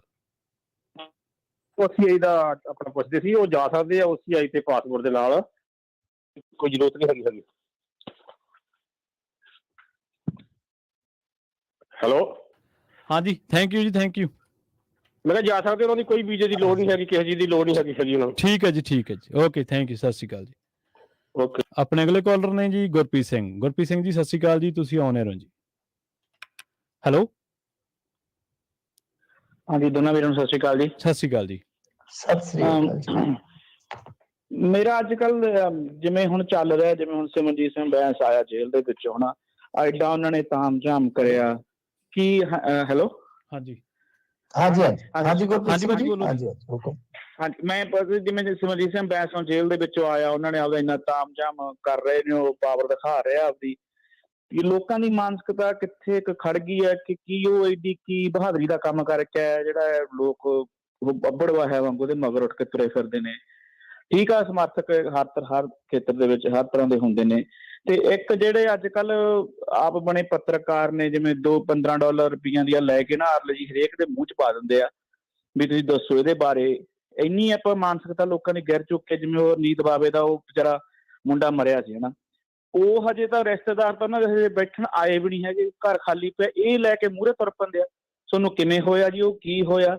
ਕੀ ਸਾਡੀ ਪੱਤਰਕਾਰੀ ਵੀ ਇੰਨੀ ਗਿਰ ਚੁੱਕੀ ਆ ਕਿ ਆਪਾਂ ਕਿਸੇ ਦੇ ਅਰਥੀ ਦੇ ਉੱਪਰ ਵੀ ਆਪਣੇ ਵਿਊ ਦੇ ਵਾਸਤੇ ਤੇ ਖਬਰ ਦੇਣ ਬਾਅਦ ਚ ਵੀ ਗਾ ਸਕਦੇ ਹੋ? ਤੁਸੀਂ ਇਹ ਵੀ ਕਹਿ ਸਕਦੇ ਆ ਕਿ ਹਾਂਜੀ ਉਹ ਫਲਾਨੀ ਮੌਤ ਹੋ ਗਈ, ਐਂ ਕਾਰਨ ਆ। ਮੈਂ ਲੈ ਕੇ ਉੱਥੇ ਹਰੇਕ ਦੇ ਮੂੰਹ ਚ ਰਿਸ਼ਤੇਦਾਰਾਂ ਦੇ ਤੁੰਨੀ ਜਾਂਦੇ ਨੇ ਜੀ। ਇਹਦੇ ਬਾਰੇ ਤੁਹਾਡਾ ਕੀ ਉਹ ਆ? ਤੁਸੀਂ ਜਦੋਂ ਆਪਦੇ ਪੱਤਰਕਾਰੀ, ਮੇਰਾ ਇੱਕ ਇਹ ਆ ਵੀ ਤੁਸੀਂ ਜਦੋਂ ਆਪਦੇ ਭਰਾਵਾਂ ਦੇ ਵਿੱਚ ਬਹਿੰਦੇ ਹੋਵੋਗੇ ਪੱਤਰਕਾਰ ਭਾਈਚਾਰੇ ਦੇ ਵਿੱਚ, ਪਲੀਜ਼ ਇਸ ਗੱਲ ਨੂੰ ਜ਼ਰੂਰ ਰੱਖਿਓ ਕਿ ਯਾਰ 2-4 ਦਿਨ ਠਹਿਰ ਕੇ ਚਲੇ ਜਾਇਓ, ਜਾਂ ਇੱਕ ਖਬਰ ਲਾ ਕੇ ਛੱਡ ਦਿਓ, ਸਿਵਿਆਂ ਤੇ ਜਾ ਕੇ ਨਾ ਸੇਕੋ ਵਿਊ ਤੇ ਪੱਤਰਕਾਰੀ। ਹਰੇਕ ਦੇ ਮੂੰਹ ਤੁੰਨੀ ਜਾਣਗੇ। ਅਗਲੇ ਦਾ ਜਵਾਨ ਪੁੱਤ ਗੱਭਰੂ ਮਰਿਆ, ਉਹਨਾਂ ਨੂੰ ਕਿਵੇਂ ਮਹਿਸੂਸ ਹੁੰਦਾ ਹੋਊਗਾ? ਤੁਸੀਂ ਸੋਚ ਕੇ ਦੇਖੋ ਨਾ, ਕਿਵੇਂ ਮਹਿਸੂਸ ਹੁੰਦਾ ਜਦੋਂ ਆਪਣੇ ਘਰੋਂ ਕੋਈ ਲਾਸ਼ ਉੱਠਦੀ ਹੈ। ਇਹਦੇ ਬਾਰੇ ਤੁਹਾਡਾ ਕੀ ਉਹ ਹੈਗਾ ਜੀ? Thank you. ਮੈਂ ਇਹਦੇ ਤੇ ਗੱਲ ਕਰਾਂਗਾ, ਚਲੋ ਦੂਸਰਾ ਤਾਂ ਹੁਣ ਰਹਿਣ ਦਿਓ, ਉਹਦੇ ਤੇ ਫਿਰ ਗੱਲ ਕਰ ਲਵਾਂਗੇ, ਲੰਬੀ ਹੋ ਜਾਏਗੀ ਗੱਲ। ਦੇਖੋ, ਅਸੀਂ ਕਿਸੇ ਦਾ ਤਾਂ ਨਹੀਂ ਕਹਿ ਸਕਦੇ। ਮੈਂ ਤੁਹਾਨੂੰ ਇੱਕ ਮਤਲਬ ਕਿ ਕਿਉਂਕਿ ਸਾਡੀ ਇਹ ਰੋਜ਼ੀ ਰੋਟੀ ਹੈ, ਜਿਸ ਪਲੇਟਫਾਰਮ ਤੇ ਅਸੀਂ ਕੰਮ ਕਰਦੇ ਹਾਂ। ਮੈਂ ਜਿਹੜੀ ਅਮਰਤਪਾਲ ਸਿੰਘ ਹੋਰਾਂ ਦੀ ਸ਼ਾਦੀ ਹੈ ਨਾ, ਮੈਨੂੰ ਇਹਦੇ ਬਾਰੇ ਪ੍ਰਵੀਨ ਜੀ 3-4 ਹਫ਼ਤੇ ਪਹਿਲਾਂ ਪਤਾ ਲੱਗ ਗਿਆ ਸੀ, ਔਰ ਡੇਟ ਦਾ ਵੀ ਪਤਾ ਲੱਗ ਗਿਆ ਸੀ ਜੀ ਜੀ। ਮੈਂ ਮੈਂ ਕਿਸੇ ਵੀ ਪਲੇਟਫਾਰਮ ਤੇ ਤਰੀਕ ਤੱਕ ਰਿਵੀਲ ਨਹੀਂ ਕੀਤੀ, ਤਰੀਕ ਤੱਕ ਵੀ। ਕਿਉਂ? ਕਿਉਂਕਿ ਮੈਂ ਸਮਝਿਆ ਕਿ ਨਹੀਂ, ਇਹ ਨਿੱਜੀ ਪਲ ਨੇ ਕਿਸੇ ਦੇ, ਇਹ ਨਿੱਜੀ ਪਲ ਨੇ, ਉਹਦਾ ਰਾਈਟ ਬਣਦਾ। ਮੈਂ ਸਹਿਮਤ ਹਾਂ ਕਿਸੇ ਨਾਲ ਮੇਰੇ ਮਤਭੇਦ ਹੋ ਸਕਦੇ ਆ, ਕਿਸੇ ਨਾਲ ਮੇਰੀ ਕੋਈ ਨਿੱਜੀ ਹੋ ਸਕਦੀ ਹੈ, ਨਹੀਂ, ਪਰ ਕਿਸੇ ਦੀ ਜ਼ਿੰਦਗੀ ਉਹ ਕਿੱਦਾਂ ਉਹਨੇ ਆਪਣੇ ਸਾਰੇ ਪ੍ਰੋਗਰਾਮ ਆਰਗੇਨਾਈਜ਼ ਕਰਨੇ ਨੇ, ਕਿੱਦਾਂ ਕਰਨੇ ਨੇ, ਉਹ ਮਤਲਬ ਕਿ ਉਹ ਜਾਣੇ। ਤੋ ਕਹਿਣ ਦਾ ਮਤਲਬ ਹੈ ਕਿ ਇਹ ਚੀਜ਼ਾਂ ਜਦੋਂ ਹੁਣ ਅਸੀਂ ਸੋਚਣਾ ਛੱਡ ਦਿੰਦੇ ਇਸ ਤਰ੍ਹਾਂ। ਮੈਂ ਅੱਜ ਉਸ ਪੱਤਰਕਾਰ ਨੂੰ ਇਸ ਸ਼ਾਦੀ ਬਾਰੇ, ਚਲੋ ਆਪਾਂ ਮੁਬਾਰਕਬਾਦ ਫਿਰ ਦੇ ਦਿੰਦੇ ਹਾਂ। ਅੱਛਾ, ਉਸ ਪੱਤਰਕਾਰ ਨੂੰ ਮੈਂ ਲਗਾਤਾਰ 6 ਘੰਟੇ ਗੁਰੂ ਘਰ ਦੇ ਆਲੇ ਦੁਆਲੇ ਭੱਜਾ ਫਿਰਦਾ ਅਤੇ ਮਤਲਬ ਕਿ ਪਤਾ ਨਹੀਂ ਕੀ ਕਰਦਾ ਵੇਖਿਆ, ਜਿਸਨੇ ਆਪਣੀ ਸ਼ਾਦੀ ਬੜੀ ਗੁਪਤ ਤਰੀਕੇ ਨਾਲ ਕੀਤੀ ਹੈ। ਪਤਾ ਹੀ ਨਹੀਂ ਲੱਗਣ ਦਿੱਤਾ ਸਾਡੇ ਭਰਾ ਨੇ ਕਿ ਕਦੋਂ ਸ਼ਾਦੀ ਹੋ ਗਈ ਹੈ, ਉਸ ਤੋਂ ਬਾਅਦ ਚ ਚੰਡੀਗੜ੍ਹ ਨੂੰ ਪਤਾ ਲੱਗਿਆ। ਤਾਂ ਕਹਿਣ ਦਾ ਮਤਲਬ ਕਿ ਅਸੀਂ ਆਪਣੀਆਂ ਸ਼ਾਦੀਆਂ, ਆਪਣੇ ਭੈਣ ਭਰਾਵਾਂ ਦੀਆਂ ਸ਼ਾਦੀਆਂ ਤਾਂ ਕਈ ਵਾਰ ਏਦਾਂ ਅਲੱਗ ਕਰ ਦਿੰਦੇ ਕਿ ਪਤਾ ਨਹੀਂ ਲੱਗਣ ਦਿੰਦੇ, ਤਾਂ ਦੂਸਰੇ ਦੀ ਸ਼ਾਦੀ ਨੂੰ ਅਸੀਂ ਏਦਾਂ ਵੇਚ ਕਿਉਂ ਰਹੇ ਹਾਂ? ਜੀ ਜੀ ਬਿਲਕੁਲ। ਔਰ ਇਸੇ ਤਰ੍ਹਾਂ ਮੈਂ ਅੱਗੇ ਵੀ ਕਿਹਾ ਸੀ ਕਿ ਤੁਹਾਡਾ ਸੱਥਰਾਂ ਤੇ ਜਾਣ ਦਾ ਨਾ ਕੋਈ, ਮੈਨੂੰ ਨਹੀਂ ਲੱਗਦਾ ਕਿ ਇਹ ਕੋਈ ਚੱਜ ਵਿਹਾਰ ਠੀਕ ਹੈ। ਸੱਥਰ ਤੇ ਨਹੀਂ ਜਾਣਾ ਚਾਹੀਦਾ ਤੁਹਾਨੂੰ। ਮੈਂ ਤੇ ਸ਼ਹੀਦਾਂ ਦੇ ਜਿਹੜੇ ਹੁੰਦੇ ਨੇ ਫੌਜੀ ਜਵਾਨ, ਉਹਨਾਂ ਦੀਆਂ ਵਿਧਵਾਵਾਂ ਕਰਲਾਪ ਕਰਦੀਆਂ, ਤੇ ਇਹ ਜਾ ਕੇ ਅੱਗੇ ਕਹਿੰਦੇ ਤੁਹਾਨੂੰ ਕਿੱਦਾਂ ਦਾ ਮਹਿਸੂਸ ਹੋ ਰਿਹਾ? ਉਹ ਸ਼ਹੀਦ ਹੋ ਗਿਆ। ਤਾਂ ਮਤਲਬ ਕਿ ਸਾਡੇ ਅੰਦਰ ਦੀ ਸੰਵੇਦਨਤਾ ਮਰ ਗਈ ਆ। ਤੇ ਇਹ ਚੀਜ਼ਾਂ ਜਿਹੜੀਆਂ ਹੁਣ, ਮਤਲਬ ਮੈਂ ਮੰਨ ਲਓ, ਮੈਂ ਤਾਂ ਕੋਈ ਗਿਆਨੀ ਨਹੀਂ ਆਦਮੀ, ਇਹ ਜਦੋਂ ਤੁਸੀਂ ਚੰਗੇ ਬੰਦਿਆਂ ਨਾਲ ਕੰਮ ਕਰਦੇ ਹੋ ਨਾ, ਅਸੀਂ ਮਤਲਬ ਕਿ ਸਟਰਗਲ ਕੀਤੇ ਆ, ਸਾਨੂੰ ਸਿਖਾਏ ਗਏ ਕਿ ਯਾਰ ਏਦਾਂ ਕਿ ਤੁਸੀਂ ਕਿਸੇ ਦੀ ਨਿੱਜੀ ਜ਼ਿੰਦਗੀ 'ਚ ਕਿੱਥੋਂ ਤੱਕ ਜਾ ਸਕਦੇ ਹੋ। ਤੁਸੀਂ, ਤੁਹਾਡੇ ਤੇ ਕੋਈ ਬੇਸ਼ੱਕ ਕਰਦੇ, ਤੁਸੀਂ ਕਿਸੇ ਤੇ ਪਰਸਨਲ ਨਹੀਂ ਹੋ ਸਕਦੇ। ਤੁਸੀਂ ਬਤੌਰ ਪੱਤਰਕਾਰੀ ਸੋਚਣਾ, ਅਗਲਾ ਤੁਹਾਨੂੰ ਭਾਵੇਂ ਦੁਸ਼ਮਣ ਮੰਨੇ ਭਾਵੇਂ ਸੱਜਣ ਮੰਨੇ। ਤਾਂ ਇਹ ਚੀਜ਼ਾਂ ਜਦੋਂ ਤੁਸੀਂ ਆਪਣੇ ਪੇਸ਼ੇ ਤੋਂ ਅਲੱਗ ਕਰ ਦਿਓਗੇ, ਤਾਂ ਤੁਸੀਂ ਇੱਕ ਬਾਜ਼ਾਰ ਦਾ ਹਿੱਸਾ ਹੋ। ਤਾਂ ਬਾਜ਼ਾਰ ਦੇ ਵਿੱਚ ਹਮੇਸ਼ਾ ਵਿਕਰੀ ਦੇਖੀ ਜਾਂਦੀ ਹੈ। ਬਾਜ਼ਾਰ ਦੇ ਵਿੱਚ ਕੋਈ ਵੈਲਿਊਜ਼ ਜਿਹੜੀਆਂ ਨੇ ਉਹ ਕੋਈ ਕੀਮਤ ਨਹੀਂ ਰੱਖਦੀਆਂ, ਖਾਸ ਤੌਰ ਤੇ ਮੋਰਲ ਵੈਲਿਊਜ਼ ਜਿਹਨੂੰ ਆਪਾਂ ਕਹਿ ਦਿੰਦੇ ਹਾਂ। ਜੀ ਜੀ। ਆਪਣੇ ਅਗਲੇ ਕਾਲਰ ਨੇ ਜੀ ਰਣਜੀਤ ਸਿੰਘ ਜੀ। ਰਣਜੀਤ ਸਿੰਘ ਜੀ ਸਤਿ ਸ਼੍ਰੀ ਅਕਾਲ ਜੀ, ਤੁਸੀਂ ਆਉਣੇ ਹੋ ਜੀ। ਰਣਜੀਤ ਸਿੰਘ ਜੀ ਸਤਿ ਸ਼੍ਰੀ ਅਕਾਲ ਜੀ, ਤੁਸੀਂ ਆਉਣੇ ਹੋ ਜੀ। ਦਿਆਲ ਕੌਰ ਜੀ, ਸਤਿ ਸ਼੍ਰੀ ਅਕਾਲ ਦਿਆਲ ਕੌਰ ਜੀ, ਤੁਸੀਂ ਆਉਣੇ ਰਹੋ ਜੀ।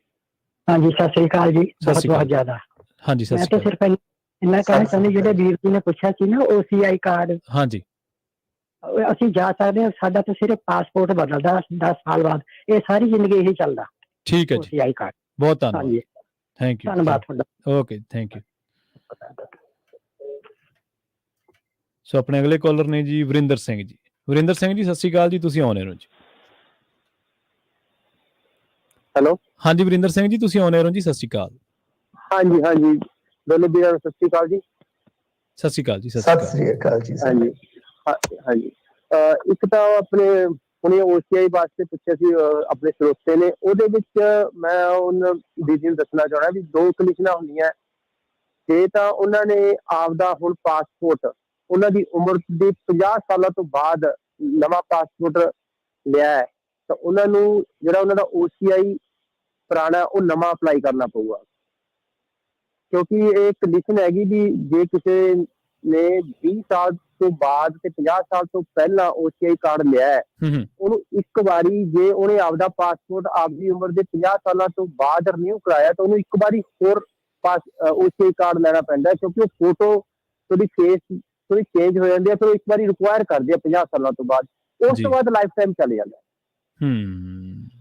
ਜੀ। ਠੀਕ ਹੈ, ਇਹ ਕੰਡੀਸ਼ਨ ਹੈ OCI ਦੀ। ਜੇ ਬੱਚਿਆਂ ਦਾ ਹੈਗਾ, ਬੱਚਿਆਂ ਦਾ ਹਰੇਕ ਪਾਸਪੋਰਟ ਦੇ ਨਾਲ 20 ਸਾਲਾਂ ਤੋਂ ਘੱਟ ਬੱਚੇ ਆ ਜਿਹੜੇ, ਉਹਨਾਂ ਦੇ ਹਰੇਕ ਪਾਸਪੋਰਟ ਦੇ ਨਾਲ 5 ਸਾਲਾਂ ਦਾ ਪਾਸਪੋਰਟ ਬਣਦਾ ਅਮਰੀਕਾ 'ਚ ਬੱਚਿਆਂ ਦਾ, ਉਹ ਹਰੇਕ 5 ਸਾਲਾਂ ਬਾਅਦ OCI ਕਾਰਡ ਚੇਂਜ ਕਰਨਾ ਪੈਂਦਾ ਬੱਚਿਆਂ ਦਾ 20 ਸਾਲਾਂ ਤੱਕ। ਜੀ ਜੀ। 20 ਸਾਲਾਂ ਤੋਂ ਬਾਅਦ 50 ਸਾਲ ਤੇ ਇੱਕ OCI ਚੱਲੂਗਾ, ਫਿਰ 50 ਸਾਲਾਂ ਤੋਂ ਬਾਅਦ ਇੱਕ ਵਾਰੀ ਹੋਰ ਅਪਲਾਈ ਕਰਕੇ ਫਿਰ ਉਹ ਲਾਈਫ ਟਾਈਮ ਚੱਲੂਗਾ। ਠੀਕ ਹੈ ਜੀ, ਠੀਕ ਹੈ, ਥੈਂਕ ਯੂ ਜੀ। ਠੀਕ ਹੈ, ਤੇ ਦੂਜੀ ਮੈਂ ਥੋੜੀ ਸ਼ਾਇਦ ਮੈਂ ਗਲਤ ਵੀ ਹੋ ਸਕਦਾ ਵੀ, ਮੈਂ ਆਪਣੇ ਗੁਰੂ ਸਰੀਏ ਨਾਲ, ਗੁਰੂ ਸਰੀਏ ਨੇ ਇੱਕ ਨਿਊਜ਼ ਦਿੱਤੀ ਸੀ, ਉਹ ਕੋਈ ਕੰਜ਼ਿਊਮਰ ਕੋਰਟ ਦਾ ਜੱਜ, ਰਿਟਾਇਰਡ ਜੱਜ ਸੀ ਨਾ ਜੀ। ਹਾਂਜੀ ਹਾਂਜੀ, ਉਹ ਮੈਂ ਥੋੜਾ ਜਿਹੜੇ ਕੰਜ਼ਿਊਮਰ ਕੋਰਟ ਦੇ ਜੱਜ ਹੁੰਦੇ ਆ ਨਾ ਜੀ, ਇਹ ਪੋਲੀਟੀਕਲ ਪੋਸਟ ਹੁੰਦੀ ਹੈ ਜੀ। ਇਹ ਕੋਈ PCS ਜਾਂ ਕੋਈ HCS ਜਾਂ ਜਿਵੇਂ ਦੂਜੇ ਜੱਜ ਬਣਦੇ ਆ, ਉਵੇਂ ਇਹਨਾਂ ਦਾ ਕੋਈ ਟੈਸਟ ਨਹੀਂ ਹੁੰਦਾ। ਇਹ ਜੇ ਕੋਈ ਸਰਕਾਰ ਦਾ ਵੈਲ ਬੰਦਾ ਹੁੰਦਾ, ਜਿਵੇਂ ਕੋਈ ਉਹਨਾਂ ਦਾ ਵਕੀਲ ਹੈ, ਕੋਈ ਉਹਨਾਂ ਦੇ ਪਾਰਟੀ ਨਾਲ ਬੜਾ ਜੁੜਿਆ ਹੋਇਆ, ਉਹ 5 ਸਾਲਾਂ ਵਾਸਤੇ ਉਹਨੂੰ ਪੁਆਇੰਟ ਕਰ ਦਿੰਦੇ ਆ ਜੀ ਜੀ। ਤੇ ਇੱਕ ਉਹਨੂੰ ਜੱਜ, ਮੋਸਟਲੀ ਜੱਜ ਨਹੀਂ ਕਹਿੰਦੇ, ਜਦੋਂ ਉਹਨਾਂ ਦੇ ਕੋਰਟ ਦੇ ਵਿੱਚ ਆਪਾਂ ਐਪਲੀਕੇਸ਼ਨ ਫਾਈਲ ਕਰਦੇ ਆ ਨਾ, ਉਹਨੂੰ to the president of the consumer court, to the president ਉਹਨੂੰ ਮੋਸਟਲੀ ਪ੍ਰੈਜ਼ੀਡੈਂਟ ਕਹਿੰਦੇ ਨੇ, ਜਿਵੇਂ ਮਤਲਬ ਅਧਿਆਪਕ ਕਹਿ ਦਿੰਦੇ ਆਪਾਂ। ਹਾਂਜੀ ਹਾਂਜੀ ਹਾਂਜੀ, ਠੀਕ ਹੈ। ਉਹਨੂੰ ਜੱਜ ਦੇ ਨਾਲ, ਇਹ ਬੜੀ ਕਰਪਟ ਦੀ ਪੋਸਟ ਹੁੰਦੀ ਹੈ। ਇਹ ਪੋਲੀਟੀਕਲ ਬੇਸ ਤੇ ਹੈ, ਜੇ ਕਿਸੇ ਸਪਾਰਟਸ ਹੈ ਤੁਹਾਡੇ ਹੱਕ 'ਚ ਕੇਸ ਕਰ ਦਿੰਦੇ ਆ। 2-3 ਇਹਦੇ ਮੈਂਬਰ ਹੁੰਦੇ ਆ, ਇੱਕ ਮਤਲਬ ਮੇਨ ਹੁੰਦਾ ਪ੍ਰੈਜ਼ੀਡੈਂਟ, 2-3 ਇਹਦੇ ਸਹਾਇਕ ਮੈਂਬਰ ਹੁੰਦੇ। ਇਹ ਪੋਸਟਾਂ ਬੜੀਆਂ ਕਰਪਟ ਹੁੰਦੀਆਂ, ਪੈਸਿਆਂ ਦਾ ਬਹੁਤ ਲੈਣ ਦੇਣ ਚੱਲਦਾ ਇਹਨਾਂ ਦੇ। ਠੀਕ ਹੈ ਜੀ, ਠੀਕ ਹੈ, ਥੈਂਕ ਯੂ ਬਹੁਤ ਜੀ ਜੀ। ਚਲੋ ਪੋਸਟ ਤਾਂ ਭਾਵੇਂ ਕਰਪਟ ਸੀ, ਪਰ ਮਿੰਟੂ ਜੀ ਕਿਸੇ ਦੇ ਸਾਡਾ ਕੰਸਰਨ ਖੁਦਕੁਸ਼ੀ ਨਾਲ ਹੈ ਜੀ। ਤੇ ਵੈਸੇ ਵੀ ਕਿਉਂਕਿ ਜਿਹੜਾ ਬੰਦਾ ਫੈਸਲਾ ਦਿੰਦਾ, ਆਪਾਂ ਉਹਨੂੰ ਜੱਜ ਹੀ ਕਹਿ ਦਿੰਦੇ ਆ ਪੰਜਾਬੀ। ਹਾਂ ਬਿਲਕੁਲ, ਜਦੋਂ ਕੰਜ਼ਿਊਮਰ ਫੋਰਮ ਦਾ, ਕਿਉਂਕਿ ਸਾਡੇ ਕੋਲ ਮਤਲਬ ਕਿ ਜਿਹੜੇ ਤਕਨੀਕੀ ਤੌਰ ਤੇ ਤੁਸੀਂ ਸ਼ਬਦ ਇਸਤੇਮਾਲ ਕੀਤੇ, ਉਹ ਨਹੀਂ ਸ਼ਬਦ ਹੁੰਦੇ। ਅਸੀਂ ਉੱਥੇ ਕਿਉਂਕਿ ਫੋਰਮ ਜਿਹੜੀ ਹੈ ਉਹ ਗਾਹਕ ਦੇ ਹੱਕ ਦੇ ਵਿੱਚ ਫੈਸਲਾ ਦਿੰਦੀ ਹੈ, ਸੁਣਦੀ ਹੈ, ਤਾਂ ਆਪਾਂ ਉਹਨੂੰ ਜੱਜ ਹੀ ਕਹਿ ਦਿੰਦੇ ਆ। ਖੈਰ ਚਲੋ, ਜਾਣਕਾਰੀ ਦੇਣ ਵਾਸਤੇ ਤੁਹਾਡਾ ਸ਼ੁਕਰੀਆ, ਪਰ ਗੱਲ ਖੁਦ ਖੁਸ਼ੀ ਤੇ ਪਹੁੰਚੀ ਹੈ ਤੇ ਗਾਂ ਜਿਨ੍ਹਾਂ ਦਾ ਨਾਂ ਲੱਗ ਰਿਹਾ, ਉਹ ਕਿਹੜਾ ਦੁੱਧ ਦੇ ਧੋਤੇ ਹੁੰਦੇ ਆ। ਹਾਂਜੀ ਬਿਲਕੁਲ। ਅਗਲੇ ਕਾਲਰ ਨੇ ਜੀ ਰਣਜੀਤ ਸਿੰਘ ਜੀ, ਸਤਿ ਸ਼੍ਰੀ ਅਕਾਲ ਜੀ। ਹੈਲੋ, ਹਾਂਜੀ ਸਤਿ ਸ਼੍ਰੀ ਅਕਾਲ ਰਣਜੀਤ ਸਿੰਘ ਜੀ, ਤੁਹਾਡੀ ਆਵਾਜ਼ ਆ ਰਹੀ ਹੈ ਜੀ। ਹਾਂਜੀ ਹਾਂਜੀ ਵੀਰ ਜੀ, ਦੋਵਾਂ ਨੂੰ ਸਤਿ ਸ਼੍ਰੀ ਅਕਾਲ। ਤੇ ਮੈਂ ਨਾ OCI ਮੇਰਾ ਬਣਿਆ ਹੋਇਆ, ਉਹਦੇ ਬਾਰੇ ਮੈਂ ਤੁਹਾਨੂੰ ਦੱਸਣਾ ਸੀ। ਹਾਂਜੀ, ਜਿਹੜਾ OCI ਜਿਵੇਂ ਪਾਸਪੋਰਟ ਅਸੀਂ ਬਣਾਉਂਦੇ ਆ, ਹਨਾ, ਉਹਦੇ ਉੱਤੇ 10 ਸਾਲ ਦੀ ਡੇਟ ਲਿਖੀ ਹੁੰਦੀ, ਉਸ ਤੋਂ ਬਾਅਦ you have to renew it after 10 year, ਹਨਾ। ਤੇ ਜਿਹੜਾ OCI ਕਾਰਡ ਹੁੰਦਾ, ਉਹਦੇ ਤੇ ਫੋਟੋ ਦੀ ਸ਼ਕਲ ਬਦਲਣ ਨਾਲ ਕੋਈ ਵੀ ਫਰਕ ਨਹੀਂ ਪੈਂਦਾ, ਕਿਉਂਕਿ ਹਮੇਸ਼ਾ OCI ਦੇ ਨਾਲ ਪਾਸਪੋਰਟ ਵੀ ਲੈ ਕੇ ਜਾਣਾ ਪੈਂਦਾ ਇੰਡੀਆ, ਤੇ ਉਹਦੇ ਉੱਤੇ ਕਿਤੇ ਵੀ ਨਹੀਂ ਲਿਖਿਆ ਕਿ it is going to be expired, it will go up to throughout the life. ਚਲੋ ਠੀਕ ਹੈ। ਫੋਟੋ ਬਜ਼ੁਰਗ ਹੋ ਗਏ ਤੇ ਦੁਬਾਰਾ ਫੋਟੋ ਲੱਗਣੀ, ਉਹ ਕੁਝ ਨਹੀਂ ਹੈਗਾ, ਕਿਉਂਕਿ OCI ਦੇ ਨਾਲ ਪਾਸਪੋਰਟ ਵੀ ਹਮੇਸ਼ਾ ਹੀ ਰਹਿਣਾ। OCI ਦਾ ਮਤਲਬ ਹੁੰਦਾ ਓਵਰਸੀਜ਼ ਸਿਟੀਜ਼ਨ ਆਫ ਇੰਡੀਆ, ਤੇ ਇਹ ਕਦੀ ਵੀ ਐਕਸਪਾਇਰ ਨਹੀਂ ਹੁੰਦਾ। ਨਾ ਤੁਹਾਨੂੰ ਪੂਰੀ ਜ਼ਿੰਦਗੀ ਕਦੀ ਕੋਈ ਵੀਜ਼ਾ ਲਵਾਉਣਾ ਪੈਂਦਾ, you need not to do any visa, ਕੋਈ ਅਪਡੇਸ਼ਨ ਨਹੀਂ ਹੈ। ਥਰੂ ਆਊਟ ਲਾਈਫ ਤੁਸੀਂ ਪਾਸਪੋਰਟ ਦੇ ਨਾਲ ਉਹਨੂੰ ਲੈ ਕੇ ਜਦੋਂ ਮਰਜ਼ੀ ਜਾ ਸਕਦੇ, ਭਾਵੇਂ 1 ਸਾਲ 'ਚ ਤੁਸੀਂ 20 ਚੱਕਰ ਲਾਓ, ਇਫ ਯੂ ਆਰ ਸਿਟੀਜ਼ਨ। ਠੀਕ ਹੈ ਜੀ, ਥੈਂਕ ਯੂ ਰਣਜੀਤ ਸਿੰਘ ਜੀ। ਦੂਜਾ ਮੇਰਾ ਇਹ ਸਵਾਲ ਸੀ ਵੀਰ ਜੀ ਹਾਂਜੀ ਕਿ ਜਿਵੇਂ ਅਸੀਂ ਹੁਣ ਸੁਣਦੇ ਹਾਂ ਕਿ ਕੈਨੇਡਾ ਦੇ ਵਿੱਚ ਜਿਹੜਾ ਚਿੱਟਾ ਵਾ ਉਹ 2.5 ਗ੍ਰਾਮ ਲੀਗਲ ਕਰ ਦਿੱਤਾ ਗਿਆ ਹੈ। ਹਾਂਜੀ ਬ੍ਰਿਟਿਸ਼ ਕੋਲੰਬੀਆ 'ਚ 2.5 gram British Columbia 2.5 gram legal ਕਰ ਦਿੱਤਾ ਗਿਆ ਤੇ ਇਹ ਪੰਜਾਬ ਦੇ ਲੋਕਾਂ ਵਾਸਤੇ, ਪੰਜਾਬ ਨਾਲੋਂ ਵੀ ਉੱਥੇ ਰਹਿਣ ਵਾਲੇ ਨੌਜਵਾਨਾਂ ਨਾਲੋਂ ਵੀ ਜ਼ਿਆਦਾ ਚਿੰਤਾ ਦੀ ਗੱਲ ਹੈ, ਕਿਉਂਕਿ ਜਦੋਂ ਪੰਜਾਬ 'ਚ ਨਸ਼ਾ ਚੱਲਦਾ ਹੈ ਨਾ, ਭਾਵੇਂ ਕਿ ਬੱਚੇ ਨਸ਼ਾ ਕਰਨਾ ਸ਼ੁਰੂ ਕਰ ਦਿੰਦੇ ਹਨ, ਪਰ ਮਾਂ-ਬਾਪ ਜਿਹੜੇ ਨੇ ਕਿਸੇ ਹੱਦ ਤੱਕ ਉਹਨਾਂ ਨੂੰ ਗਲਤ ਸੰਗਤ ਜਾਣ ਤੋਂ ਜਾਂ ਕਿਸੇ ਦੇ ਘਰ ਆਉਣ ਤੋਂ ਹਰ ਜਗ੍ਹਾ ਤੋਂ ਰੋਕਦੇ ਨੇ। ਅੱਜ 18 ਸਾਲ ਦਾ ਬੱਚਾ, 19 ਸਾਲ ਦਾ ਬੱਚਾ ਆਈਲੈਟਸ ਕਰਕੇ ਕੈਨੇਡਾ, ਬ੍ਰਿਟਿਸ਼ ਕੋਲੰਬੀਆ ਜਾ ਰਿਹਾ, ਉਹਦਾ ਕੌਣ ਜ਼ਿੰਮੇਵਾਰ, ਉਹਨੂੰ ਕੌਣ ਰੋਕਣ ਵਾਲਾ? ਉਹ ਤੇ ਆਜ਼ਾਦ ਹੋ ਗਿਆ। ਉੱਥੇ ਜਿਹਨੇ ਨਹੀਂ ਵੀ ਨਸ਼ਾ ਕਰਨਾ ਪੰਜਾਬ 'ਚ, ਉੱਥੇ ਉਹ ਵੀ ਕਰ ਸਕਦਾ, ਕਿਉਂਕਿ ਉੱਥੇ ਸਟ੍ਰੈਸ ਬਹੁਤ ਜ਼ਿਆਦਾ। ਪੰਜਾਬ 'ਚ ਬੈਠਿਆਂ ਬਿਠਾਇਆਂ ਨੂੰ ਖਾਣਾ ਮਿਲਦਾ, ਘਰ ਰਹਿਣ ਨੂੰ ਮਿਲਦਾ, ਨਹੀਂ ਵੀ ਜੌਬ ਕਰਦੇ ਤਾਂ ਵੀ ਬੜਾ ਕੁਛ ਘਰ ਵਿੱਚ ਸਹੂਲਤਾਂ ਹੁੰਦੀਆਂ, ਤੇ ਉੱਥੇ ਬੱਚਿਆਂ ਨੂੰ ਇੰਨੀ ਸਟ੍ਰੈਸ ਹੈ, ਤੇ ਇਹਨਾਂ ਬੱਚਿਆਂ ਦਾ ਕੀ ਬਣੂਗਾ? ਇਹਦੇ ਬਾਰੇ ਤੁਸੀਂ ਓਕੇ ਜੀ, ਓਕੇ ਰਣਜੀਤ ਜੀ, ਥੈਂਕ ਯੂ ਜੀ। ਜੀ ਨਹੀਂ, ਇਹਦੇ ਤੇ ਲੋਕ ਇੱਧਰ ਵੀ ਕਿਉਂਕਿ ਖਬਰ ਆਈ ਹੈ, ਪਰ ਹਾਲਾਂਕਿ ਕੋਈ ਜ਼ਿਆਦਾ ਖਬਰਾਂ ਇੱਧਰ ਲੱਗੀਆਂ ਨਹੀਂ ਹੈ ਇੰਡੀਆ ਦੇ ਵਿੱਚ, ਪਰ ਇਹ ਜਿਵੇਂ ਜਿਵੇਂ ਮੰਨ ਲਓ ਖਬਰਾਂ ਆਉਣਗੀਆਂ ਕਿ ਉੱਥੇ ਖੁੱਲ ਹੋ ਗਈ ਹੈ। ਹੁਣ ਇਹ ਨਹੀਂ ਮੈਨੂੰ ਪਤਾ ਕਿ ਇੱਕ ਸੂਬੇ 'ਚ ਖੁੱਲ ਹੋਈ ਹੈ ਕਿ ਉੱਥੇ ਪੂਰੇ ਮੁਲਕ 'ਚ ਖੁੱਲ ਹੋਈ ਹੈ, ਕਿਉਂਕਿ ਤੁਹਾਡੇ ਉੱਥੇ ਕਈ ਵਾਰ ਇਹ ਹੁੰਦਾ ਨਾ ਕਿ ਆਪੋ ਆਪਣੀਆਂ ਜਿਹੜੀਆਂ ਸਟੇਟਾਂ ਹੁੰਦੀਆਂ ਉਹ ਬਣਾ ਲੈਂਦੀਆਂ ਨੇ ਕਾਨੂੰਨ ਕੋਈ ਨਾ ਕੋਈ ਇਸ ਤਰ੍ਹਾਂ, ਤਾਂ ਇਹ ਨਹੀਂ ਮੈਨੂੰ ਪਤਾ।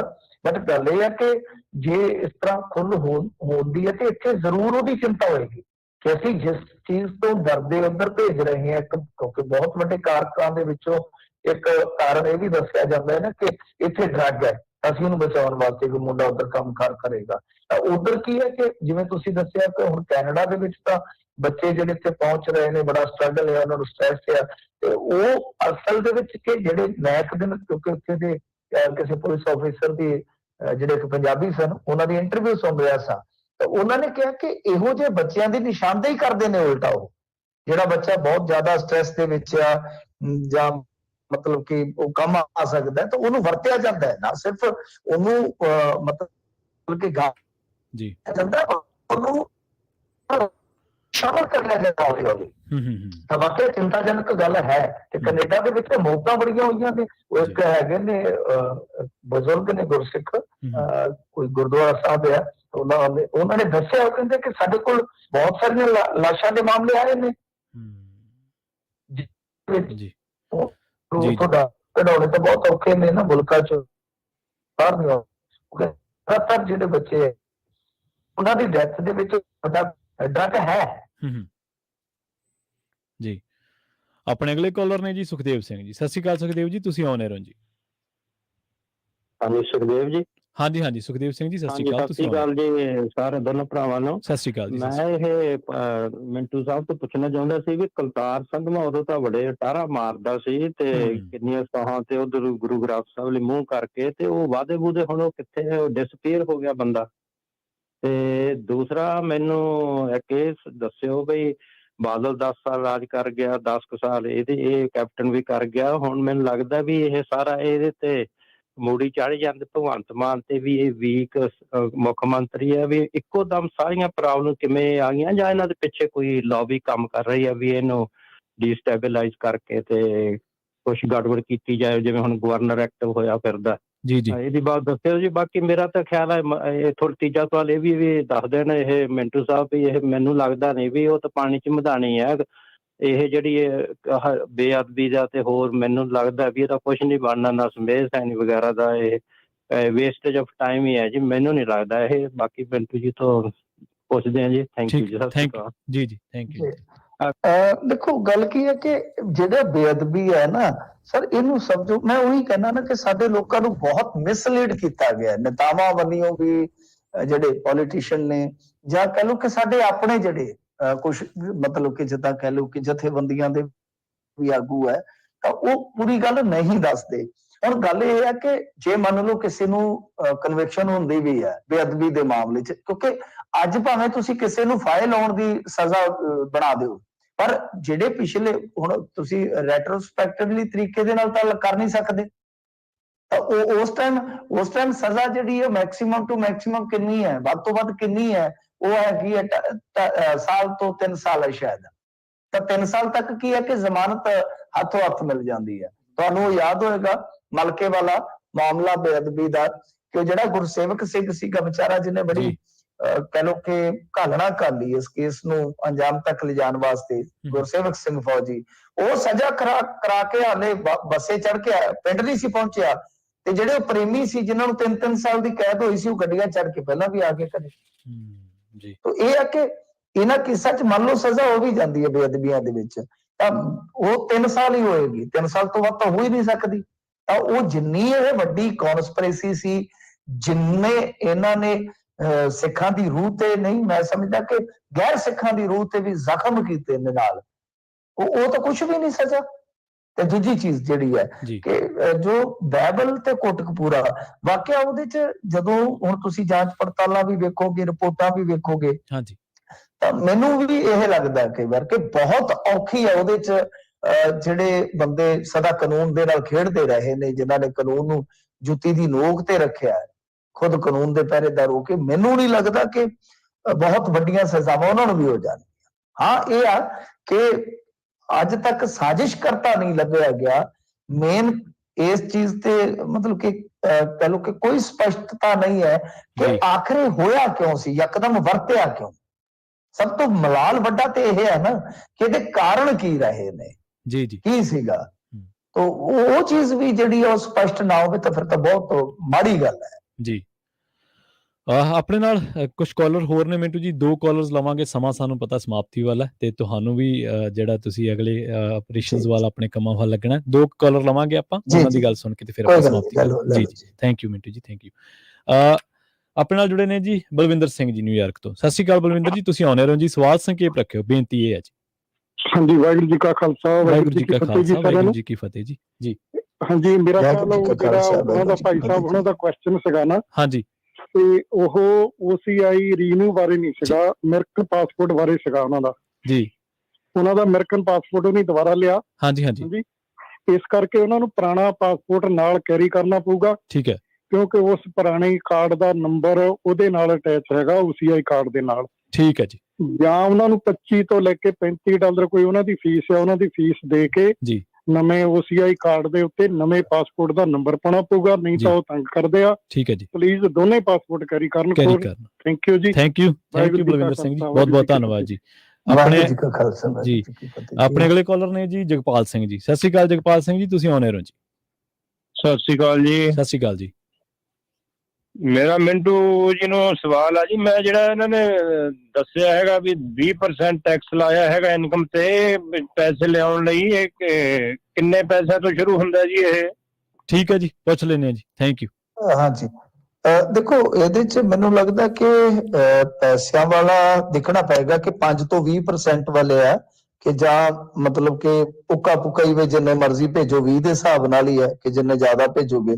ਮੈਂ ਤੁਹਾਨੂੰ ਦੱਸ ਵੀ ਦਿੰਦਾ, ਮੈਂ ਪੜ੍ਹ ਦਿੰਦਾ, ਇੱਥੇ ਖਬਰ ਪੜ੍ਹ ਦਿੰਦਾ, ਮੈਂ ਸੋਰਸ ਵੀ ਦੱਸ ਦਿੰਦਾ। ABP ਤੁਹਾਨੂੰ ਪਤਾ ਬਹੁਤ ਵੱਡਾ ਨਿਊਜ਼ ਅਦਾਰਾ ਹੈ ਜੀ, ਉਹਨਾਂ ਦਾ ਉਹ ਕਹਿੰਦੇ ਆ ਕਿ ਜੇਕਰ ਤੁਸੀਂ ਵਿਦੇਸ਼, ਮੈਂ ਪੰਜਾਬੀ ਚ ਲੱਥਾ ਕਰ ਦਿੰਦਾ, ਜੇਕਰ ਵਿਦੇਸ਼ ਦੇ ਵਿੱਚ ਆਪਣੇ ਬੱਚੇ ਦੀ ਪੜ੍ਹਾਈ, ਇਨਵੈਸਟਮੈਂਟ ਜਾਂ ਘਰ ਖਰੀਦਣ ਵਾਸਤੇ ਤੁਸੀਂ ਪੈਸਾ ਟ੍ਰਾਂਸਫਰ ਕਰ ਰਹੇ ਹੋ ਤਾਂ ਹੁਣ ਤੁਹਾਨੂੰ ਜ਼ਿਆਦਾ ਚਾਰਜ ਦਾ ਭੁਗਤਾਨ ਕਰਨਾ ਪਵੇਗਾ। ਬਜਟ 2023 ਦੇ ਅਨੁਸਾਰ ਵਿਦੇਸ਼ ਦੇ ਵਿੱਚ ਜੇਕਰ ਕੋਈ ਧਨ ਭੇਜਦਾ ਹੈ ਤਾਂ ਬੈਂਕ ਕੁਝ ਕੈਟਾਗਰੀਆਂ ਦੇ ਤਹਿਤ, ਕੁਝ, ਹਾਂ ਇੱਥੇ ਸ਼ਬਦ ਆ ਗਿਆ ਜੀ, ਕੁਝ ਕੈਟਾਗਰੀਆਂ ਦੇ ਤਹਿਤ 20% ਤੱਕ ਟੈਕਸ ਵਸੂਲੇਗਾ। ਇਹ ਨਿਯਮ ਜਿਹੜਾ ਹੈ 1 ਜੁਲਾਈ 2023 ਤੋਂ ਪ੍ਰਭਾਵੀ ਹੋਏਗਾ। ਮਤਲਬ 1 ਜੁਲਾਈ 2023 ਤੋਂ ਪ੍ਰਭਾਵੀ ਹੋਏਗਾ, ਯਾਨੀ ਲਾਗੂ ਹੋਏਗਾ।